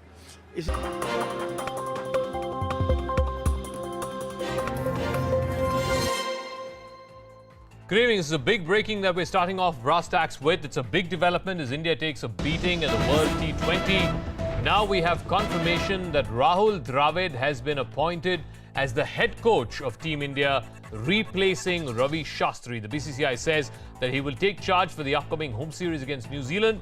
Rahul Dravid has said that having worked closely with most of the boys either at the NCA or at the Under-19 and the India A setup, I know that they have the passion and the desire to improve every single day. There are some marquee multi-team events in the next couple of years, and I look forward to working with the players and the support staff to achieve our potential. So, big development this. Vimal Kumar is joining us on the phone line. Vimal, so just as the team itself faces the prospect of elimination from the World T20, now confirmation that Rahul Dravid has been appointed as the head coach for the next couple of years. I think it was inevitable, and it is in many ways, this is the beginning of new era in Indian cricket, because if you look at, I think many would be wondering why at this point of time, the timing of this announcement. And the reason is that there is not enough gap between the World Cup T20 and the New Zealand series. If India reached the final, there would have been just 3 days, which looks unlikely at this stage. But at least it gives Rahul Dravid some time to think about the series against New Zealand.